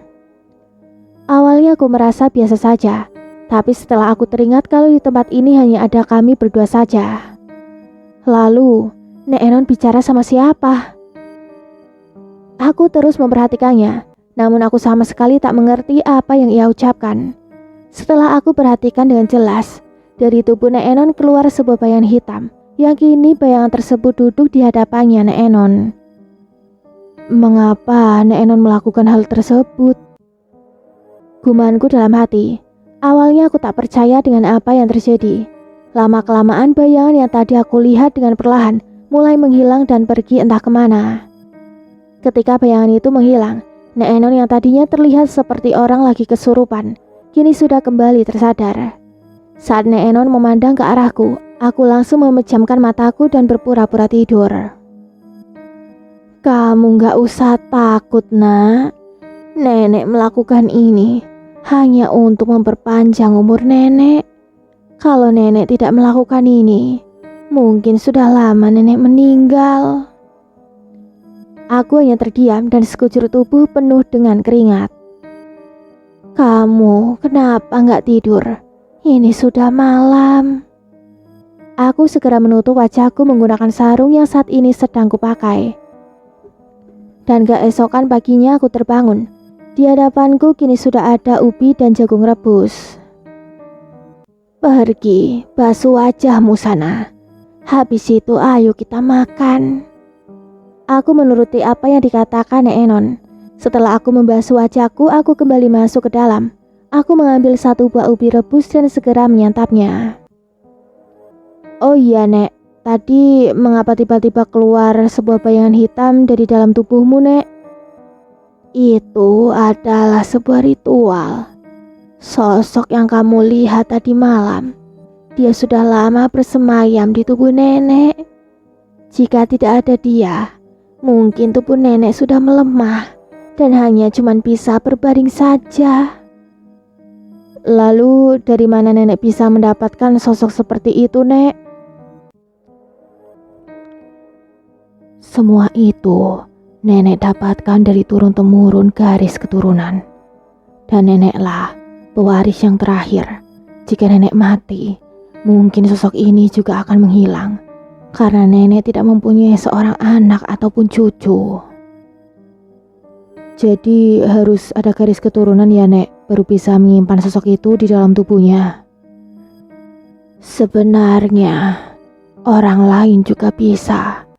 Namun setiap orang yang ditawarkan, mereka pasti menolak karena takut terjadi sesuatu dengan tubuh mereka. Jadi, hanya menurunkan ke anak-anak mereka saja. Oh, jadi begitu ya, Nek? Iya. Kenapa kamu bertanya seperti itu, Nak? Aku ingin sekali membalaskan kematian kedua orang tuaku, Nek. Kalau aku punya sosok seperti itu di tubuhku kan, aku bisa meminta tolong ke makhluk itu, Nek. Apa kamu yakin dengan keputusanmu itu, Nak? Aku sempat termenung sejenak, dan setelah berpikir cukup lama, kini aku langsung membulatkan tekadku. Yakin, Nek, mungkin dengan cara inilah aku bisa membalaskan dendamku, Nek. Ya sudah, jika itu kemauanmu, ikutlah dengan nenek. Aku segera mengikuti Nek Enon yang sudah masuk ke dalam gubuk. Di sana aku disuruh berbaring di atas sebuah tikar. Sementara Nek Enon mengambil begitu banyak bunga dan bunga-bunga tersebut, segera ia masukkan ke dalam sebuah kendi yang berisikan air. Lalu Nek Enon mengaduk bunga tersebut hingga tercampur dengan merata.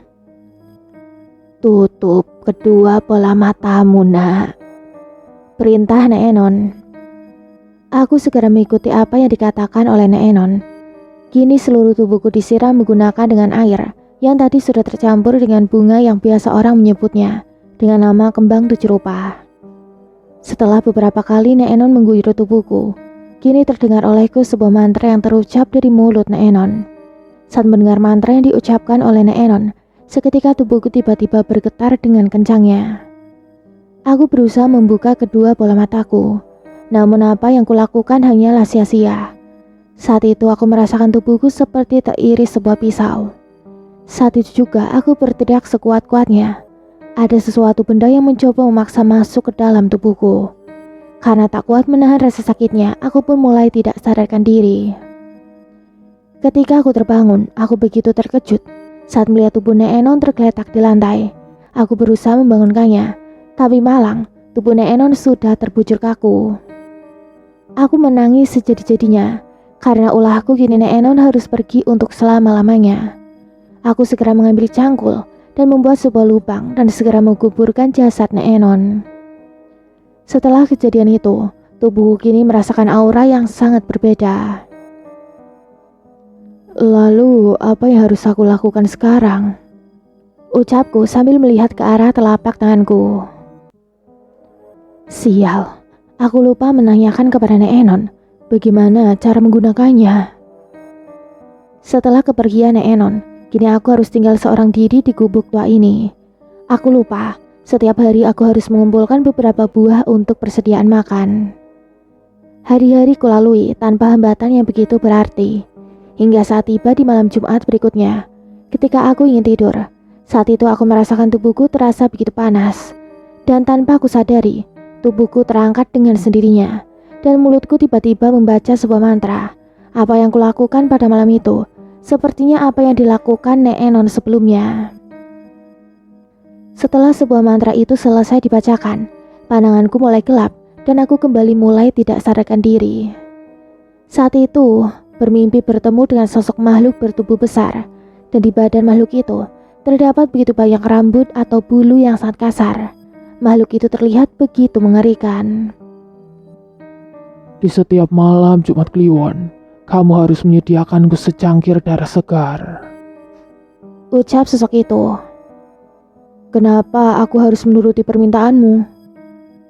Jika kamu bisa memenuhi persyaratan itu, aku akan dengan senang hati menuruti permintaanmu dan memberimu sedikit kekuatan. Kekuatan seperti apa? Jika kamu ingin tahu kekuatan seperti apa yang akan kau dapat, maka lakukanlah apa yang sudah aku katakan tadi. Nanti kamu pasti bakal tahu sendiri. Kini tubuhku kembali bergetar, dan setelah tersadar, tubuhku terasa begitu lemas. Dan keesokan harinya, aku terbangun lalu bergegas mengisi perutku yang sudah keroncongan. Bagaimana aku bisa tahu kapan Jumat Kliwon itu tiba? Dan darah segar apa yang akan kuberikan padanya? Aku mengambil sebuah tombak dan aku segera pergi menuju ke arah hutan. Aku masuk ke dalam semak-semak untuk mencari seekor ular. Di dalam semak-semak belukar itu, aku melirik ke sebuah arah, berharap ada seekor binatang apapun yang bisa kuambil darahnya untuk persembahanku nanti. Cukup lama aku mengintari semak belukar itu, tak satu pun yang aku temui di sana.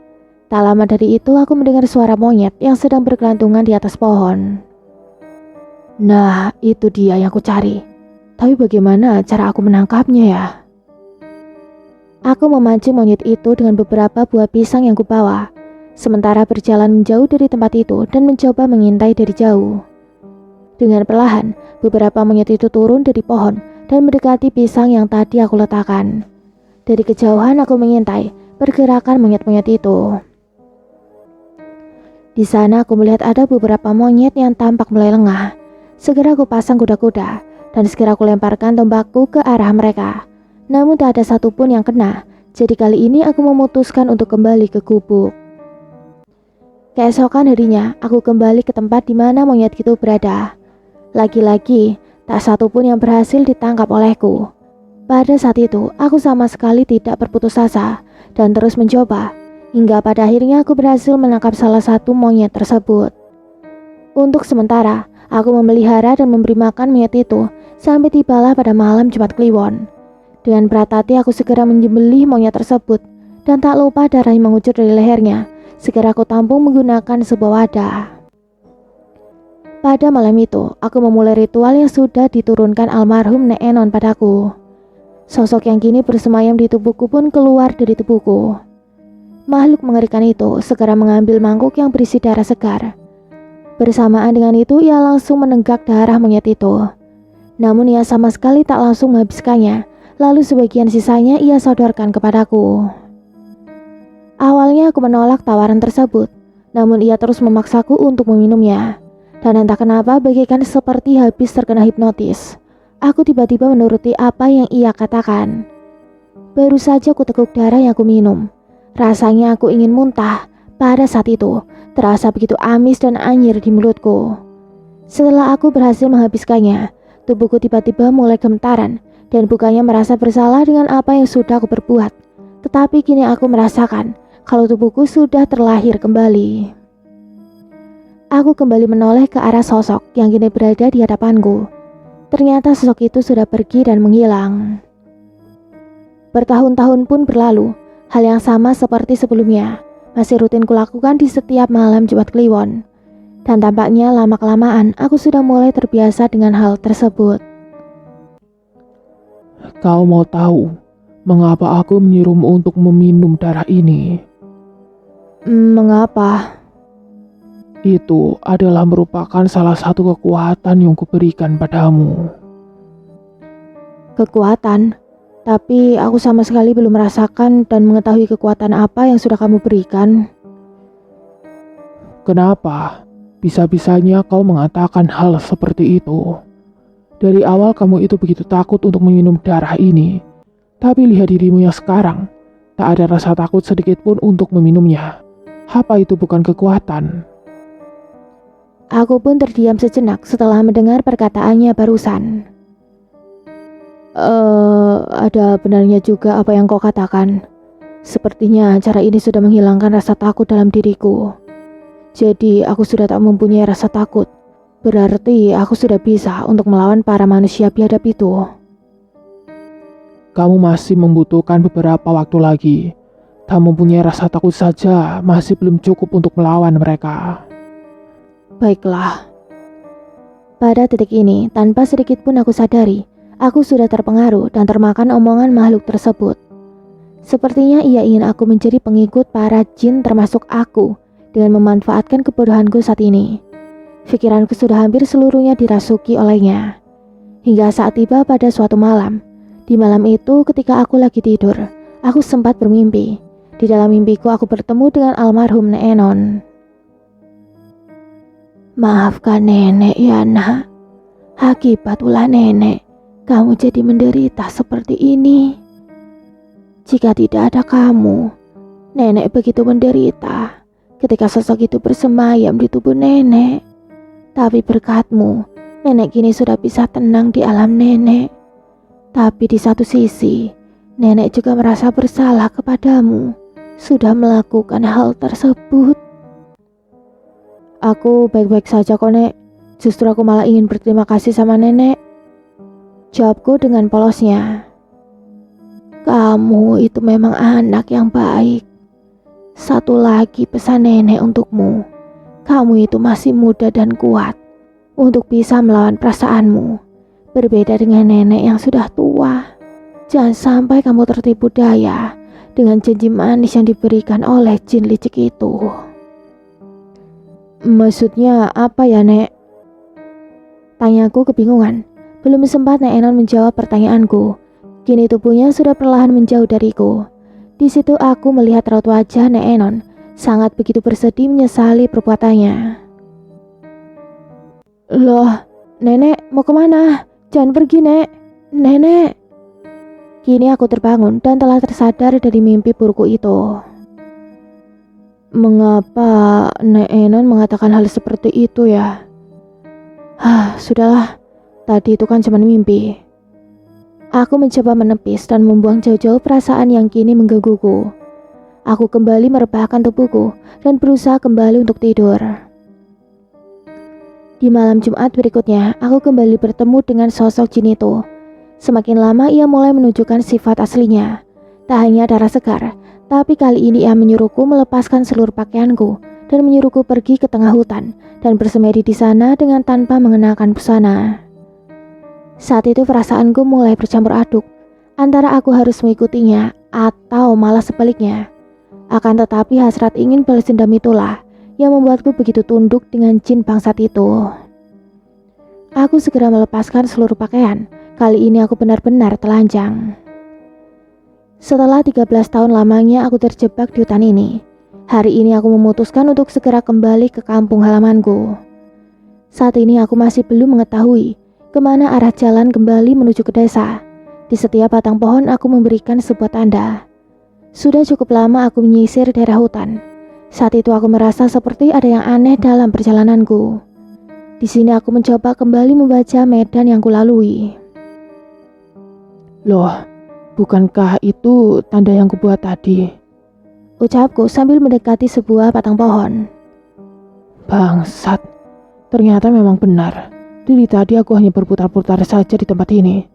Sudah capek-capek berjalan, tapi malah aku kembali lagi ke tempat ini. Dari situ aku memutuskan untuk mengambil rute yang lain. Mataku kini tertuju ke arah rimbunan pohon jati. Entah kenapa tiba-tiba kata hati menyuruhku untuk melewati jalan yang berada di pohon jati itu. Tanpa pikir panjang, aku segera melangkahkan kakiku menuju ke sana.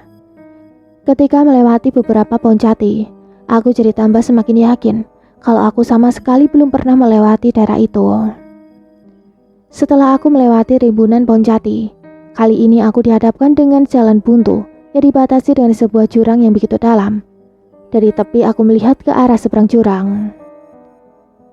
Gimana cara melewati jurang ini?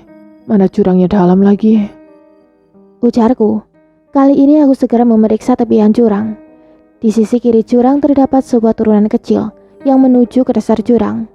Dari atas aku mencoba melihat ke arah bawah. Di antara tebing jurang itu terdapat batu besar-besar yang menimbul keluar. Jika siapapun yang terperosok masuk ke dalam sana, sudah jelas pasti akan langsung mati. Aku menelan ludahku yang kini terasa begitu berat di leher. Dengan berhati-hati aku mencoba memaksa turun ke dasar jurang.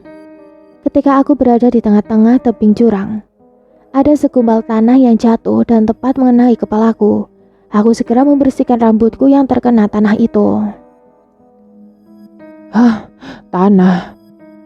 Ucapku sambil kebingungan ketika aku kembali menoleh ke arah atas. Dan entah kenapa aku mempunyai firasat buruk mengenai soal tanah tadi. Bisa jadi tempat yang aku lewati ini begitu rawan dengan yang namanya tanah longsor. Aku harus bergegas sebelum hal buruk terjadi menimpaku.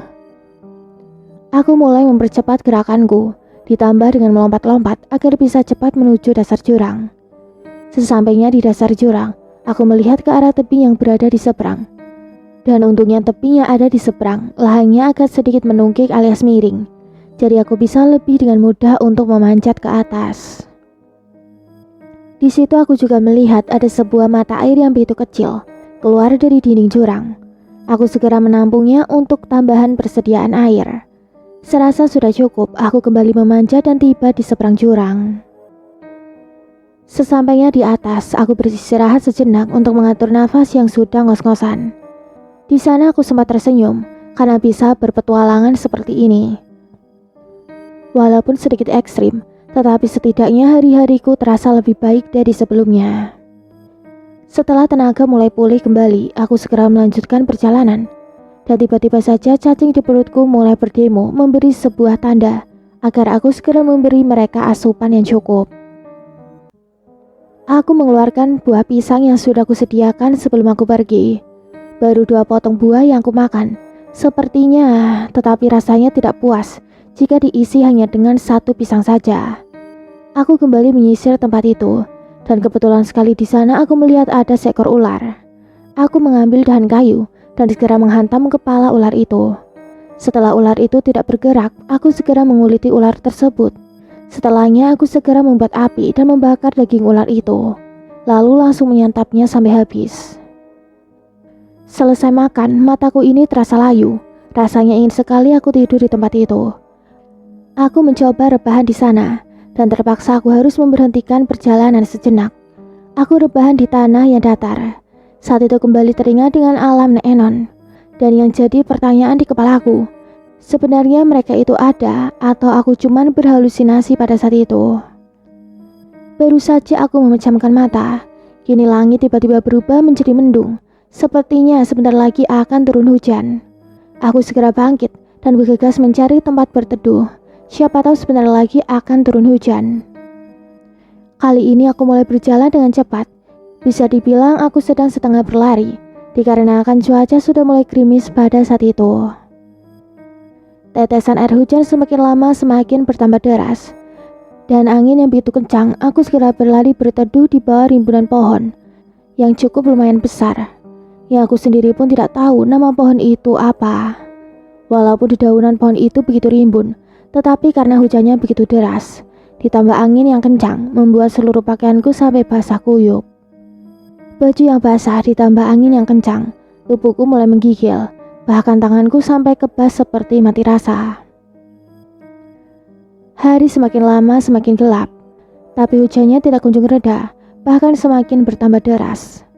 Di tengah derasnya hujan samar-samar, aku seperti mendengar suara azan berkumandang, yang membuat hatiku cukup terasa tenang. Jika mendengar suara azan, berarti posisiku saat ini sudah mulai mendekati desa. Aku bersandar di batang pohon yang berada di sebelahku.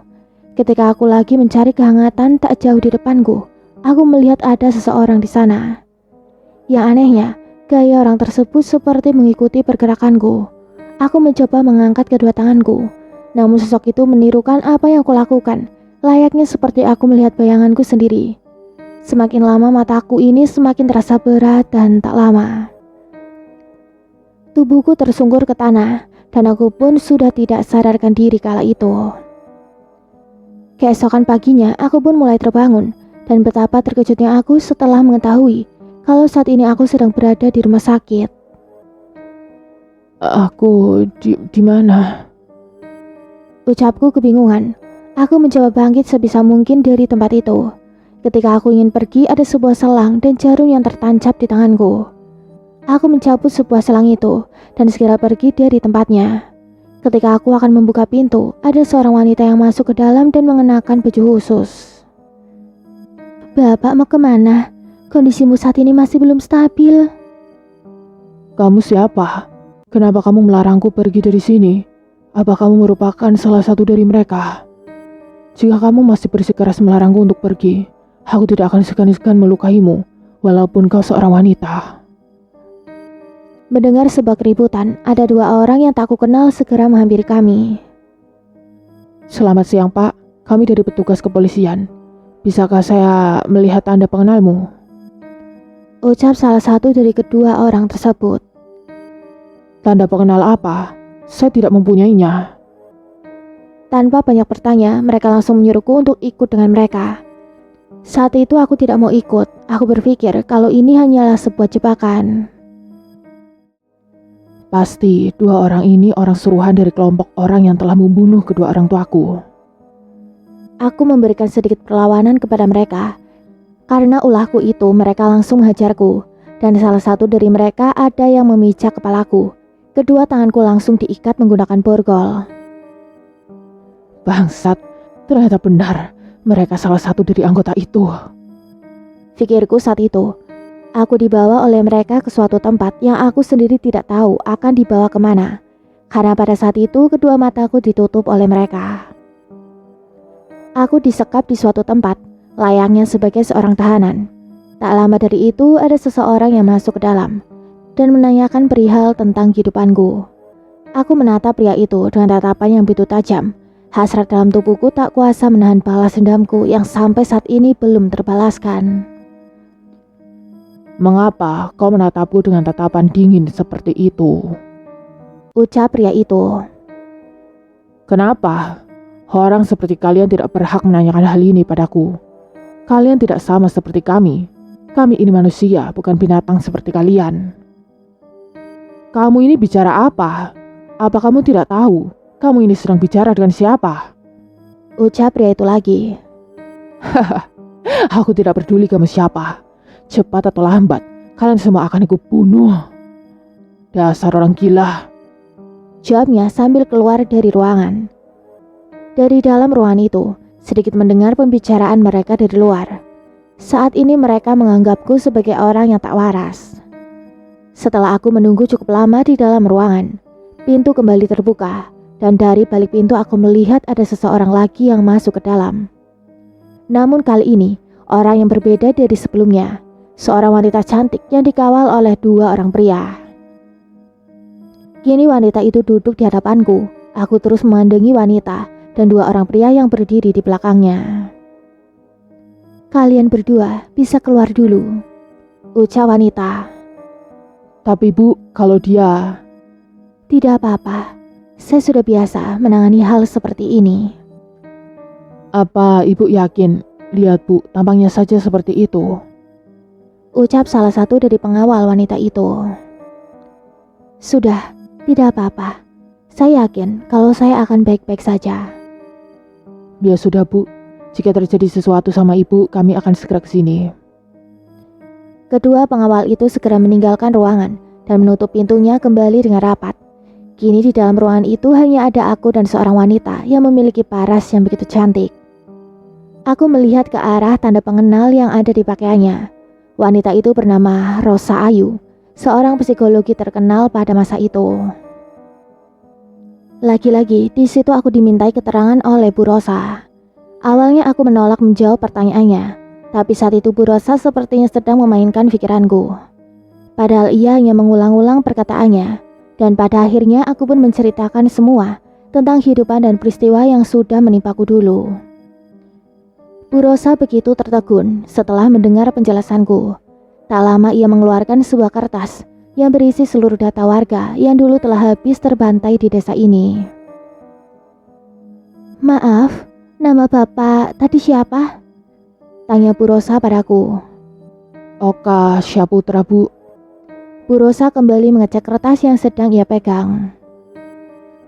"Baik Pak, jadi 7 tahun silam, pemerintah mengirim para aparat ke desa ini untuk menghentikan perbuatan orang-orang keji yang telah membantai habis seluruh warga desa ini.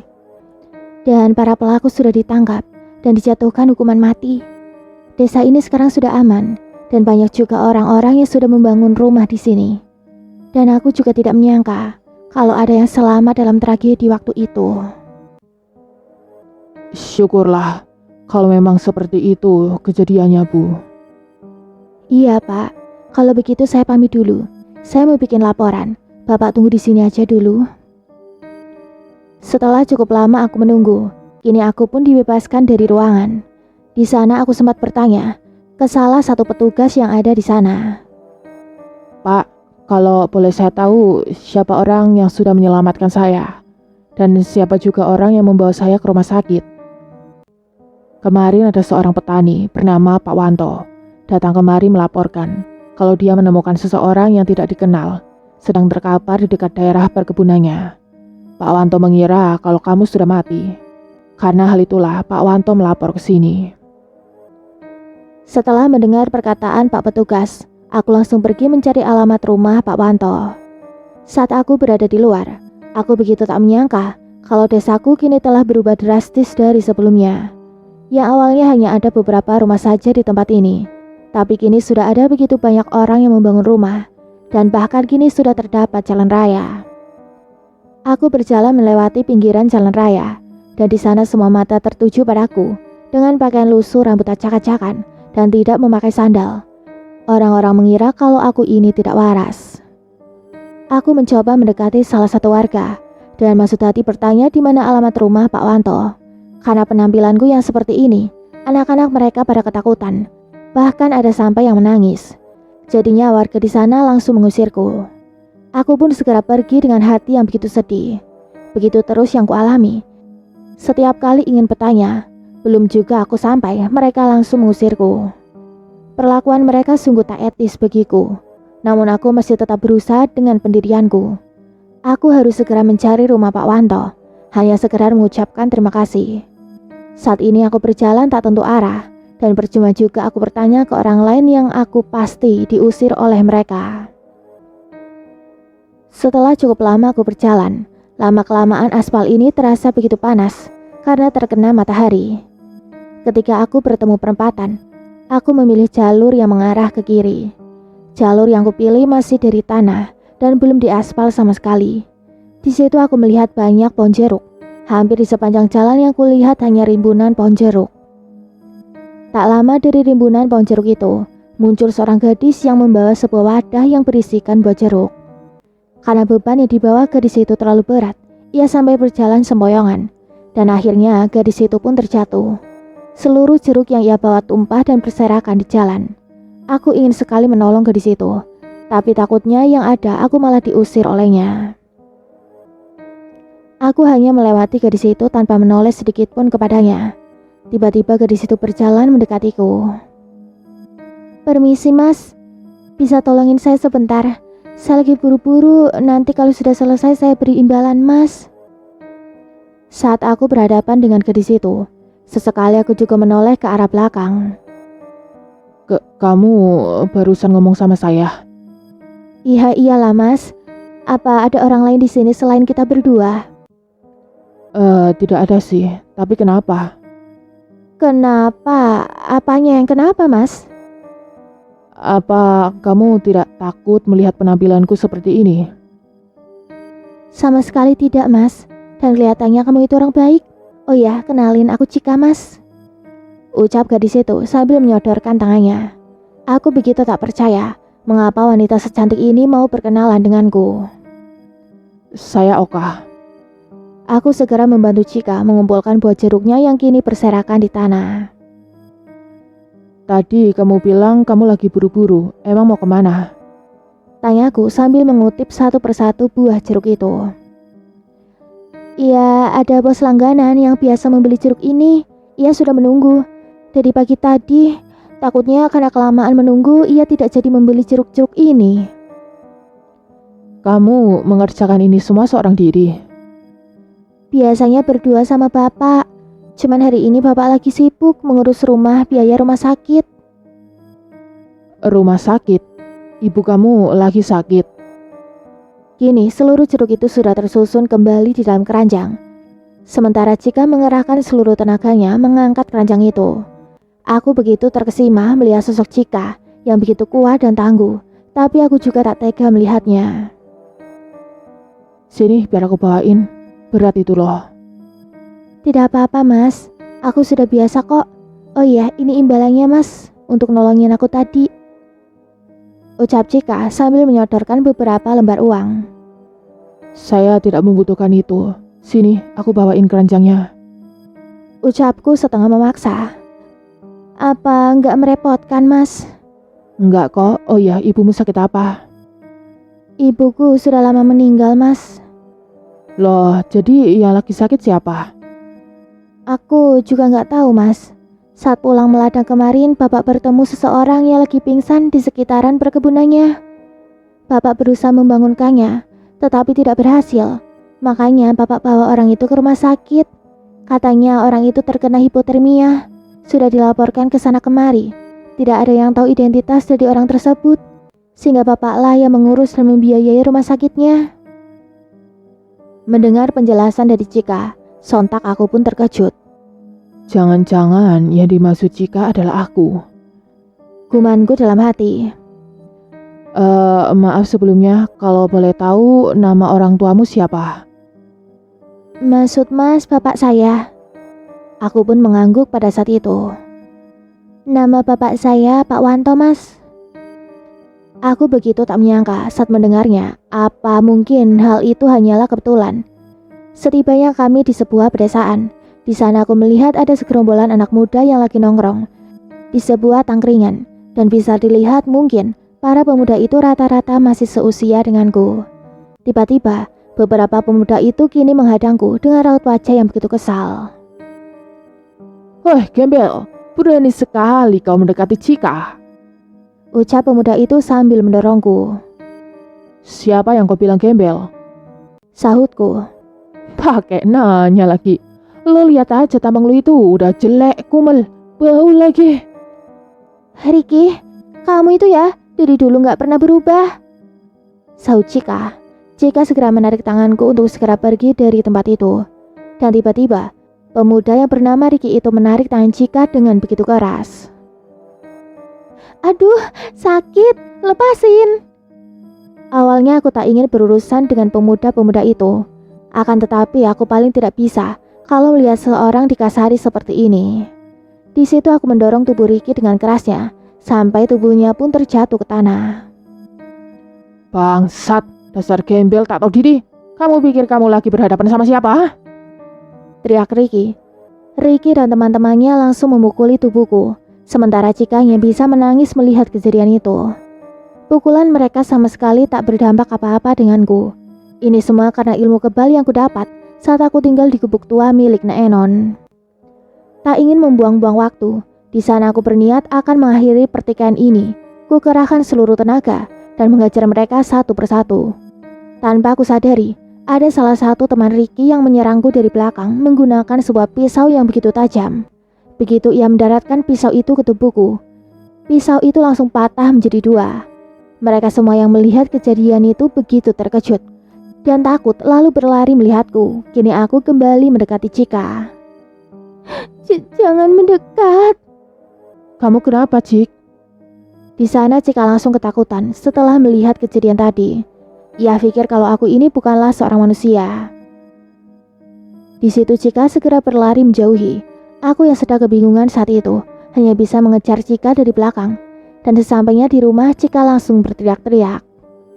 Pak, tolongin Cika, Pak. Kamu kenapa, Nak? Tanya seorang bapak-bapak yang keluar dari dalam rumahnya. Bapak tersebut langsung menoleh ke arahku. Ia merasa begitu tak asing dengan wajahku. Anak saya ini kenapa? Ceritanya panjang, Pak. Di situ aku menceritakan awal mula saat aku bertemu dengan Cika. Saat ilmu kebal yang saat ini kumiliki. Disitulah bapaknya Cika atau Pak Wanto hanya manggut-manggut saja ketika mendengar ceritaku. Tapi saya seperti tidak asing sama wajahmu, ucap Pak Wanto. Kedatangan saya kemari mau berterima kasih kepada Bapak karena telah menyelamatkan saya waktu saya pingsan di bawah pohon besar itu, Pak. Oh iya, saya baru ingat. Kamu ini sebetulnya dari mana? Di situ aku langsung menceritakan seluruh kisah perjalananku selama 13 tahun terjebak di dalam hutan. Diam-diam Cika yang berada di dalam menguping semua pembicaraan kami. Tak lama ia pun keluar sambil membawakan secangkir teh hangat untukku. Saat itu Cika juga ikut-ikutan duduk di samping ayahnya untuk mendengarkan ceritaku. Ia begitu penasaran sampai-sampai rasa takutnya tadi terhadapku seketika hilang. Jadi sekarang kamu tinggal di mana? Tanya Pak Wanto. Saya masih belum tahu, Pak, harus pulang kemana. Untuk sementara, kamu tinggal di sini saja dulu. Tidak usah, Pak. Saya sudah banyak berhutang budi sama Bapak. Saya juga nggak mau merepotkan Bapak untuk kedua kalinya. Tidak apa-apa. Maksud Bapak kalau kamu tinggal di sini, kamu kan bisa temani Cika untuk mengelola kebun jeruk milik Bapak. Ya, hitung-hitung balas budi lah. Hahaha. Ucap Pak Wanto sedikit bercanda. Aku pun menerima tawaran Pak Wanto. Walaupun tidak diberi upah, setidaknya aku bisa balas budi ke Pak Wanto yang telah begitu baik kepadaku. Istri Pak Wanto atau ibunya Cika sudah meninggal dunia 5 tahun silam. Kini Pak Wanto hanya tinggal berdua saja dengan Cika. Tapi semenjak kehadiranku, kini di rumah itu kami tinggal bertiga. Cika merupakan gadis yang cantik. Bisa dibilang Cika ini adalah kembang desa di kampung ini. Ia merupakan anak satu-satunya kesayangan Pak Wanto. Semakin hari Cika tumbuh menjadi gadis yang begitu cantik. Tak hanya cantik, tapi dia juga gadis yang baik dan taat dengan agama. Sesekali ia mengajakku pergi ke masjid. Namun aku belum bisa memenuhi permintaannya karena ada sosok iblis yang bersemayam di tubuhku. Cika yang khawatir dengan keadaanku, diam-diam ia menceritakan kepada guru ngajinya tentang sosok yang kini berada di dalam tubuhku. Di saat aku lagi bersantai, tiba-tiba ada 3 orang bapak-bapak yang mendatangiku, dan salah satu dari mereka terlihat sudah sedikit tua. Mereka memanggil kakek itu dengan sebutan Kiai. Ketika aku lagi sibuk membantu Pak Wanto, tiba-tiba kami dikejutkan dengan kedatangan 3 orang yang memakai jubah dan memakai sebuah sorban di kepala mereka. Ternyata yang bertamu pada saat itu adalah 2 orang ustadz dan 1 orang kiai. Pak Wanto langsung segera menyalami tangan kiai tersebut. Bisa dibilang, Pak Wanto ini seperti sangat menghormati kiai tersebut. Saat itu aku hanya bisa terdiam melihat kedatangan mereka, dan aku juga masih belum mengetahui maksud dan tujuan mereka datang kemari. Oka, bikinkan dulu teh hangat buat Pak Kiai. Suruh Pak Wanto. Baik Pak. Ketika aku masuk ke dalam rumah, dari dalam aku tak sengaja mendengar percakapan mereka. Aku cukup kaget ketika mengetahui maksud dan tujuan mereka datang kemari. Setelah selesai membuatkan teh, aku segera kembali ke depan sambil membuat teh hangat yang barusan aku buat. Ketika berhadapan dengan kiai itu, tiba-tiba saja aku mulai gugup. Kedua tanganku saat ini masih memegang teh. Entah kenapa tiba-tiba bergetar begitu kencang. Kamu kenapa Oka? Kok gemetaran begitu? Kamu sakit? Tanya Pak Wanto. Enggak Pak, aku baik-baik saja kok. Ucapku sambil melirik ke arah Pak Kiai. Ketika aku berdekatan dengan kiai itu, aku merasakan sebuah aura yang begitu berat. Sebenarnya perasaan apa ini? Gumanku dalam hati. Kamu tidak usah takut nak. Itu karena ada sosok jin yang jahat berada di dalam tubuhmu. Nama kamu siapa? Tanya kiai ke arahku. Oh kakek. Ucapku gugup. Baik nak Oka. Saya tidak mau panjang lebar. Kita langsung ke intinya saja. Apa kamu merasa keberatan dengan kedatangan kami ke sini? Tidak kek. Jadi kamu bersedia nak Oka? Keringat terus-terusan mengucur ke tubuhku sampai-sampai bajuku saat ini basah kuyup karena sudah mandi keringatku sendiri. Tak banyak kata, kedua ustadz itu dan Pak Kiai pun segera masuk ke dalam rumah Pak Wanto. Aku dan Pak Wanto masih tak beranjak dari tempat kami. Awalnya aku ragu dengan apa yang Kiai ucapkan, tapi entah kenapa, kata hatiku terus-terusan menyuruhku untuk ikut bersama Kiai masuk ke dalam rumah Pak Wanto. Hingga pada akhirnya aku pun mulai melangkahkan kakiku menuju kemana Pak Kiai pergi. Ketika aku sudah berada di dalam rumah Pak Wanto, kedua ustadz itu segera menutup pintu dan jendela dengan begitu rapatnya. Di sana mereka langsung segera membaca ayat-ayat suci Al-Quran yang membuat telingaku tiba-tiba terasa sakit. Rasa sakitnya sungguh tak terbendung, sampai-sampai kedua telingaku kini mengeluarkan darah. Aku berteriak sekencang-kencangnya, menahan rasa sakit itu, dan dengan perlahan kesadaranku pun mulai menghilang. Ketika aku pingsan, aku tidak tahu lagi dengan apa yang terjadi saat itu. Ketika aku terbangun, tahu-tahu Cika sudah berada di sampingku. Alhamdulillah, kamu sudah sadar. Kamu gak marah kan sama aku? Marah untuk apa? Sebenarnya aku yang menyuruh Pak Kiai untuk datang dan melihat keadaanmu. Makasih ya Cika, sudah mau peduli sama aku. Jadi kamu gak marah kan sama aku? Enggak, justru aku malah seneng. Mulai dari situ aku mulai lagi dari awal dengan kehidupanku yang baru. Dengan perlahan aku mendekatkan diri dengan Yang Maha Kuasa. Sholat 5 waktu tak pernah aku tinggalkan. Begitu juga dengan mengaji. Cika selalu mensupportku untuk terus mendalami ilmu agama. Sampai saat ini aku masih belum bisa menyangka yang awalnya aku hampir putus asa dan ingin mengakhiri hidupku ketika terjebak di dalam hutan. Tapi kini aku masih diberikan kesempatan untuk hidup. Di akhir cerita, saat aku merasa diriku saat ini sudah pantas, kali ini aku mencoba melamar seorang gadis yang kalian sendiri pasti juga sudah tahu. Siapa lagi kalau bukan Cika? Dan untungnya Pak Wanto yang merupakan ayah kandung Cika saat itu menerima lamaranku untuk meminang anak gadisnya. Ayah, ibu, terima kasih selama ini sudah menjagaku. Kini anakmu sudah mempunyai keluarga yang baru. Ucapku dalam hati. Setelah 2 tahun menikah, kami pun dikaruniai seorang anak gadis yang kuberi nama Rere Alpiana. Dan cerita pun berakhir. Kesimpulannya, ambil hikmah yang bisa dipetik dalam cerita ini. Semoga kalian semua terhibur.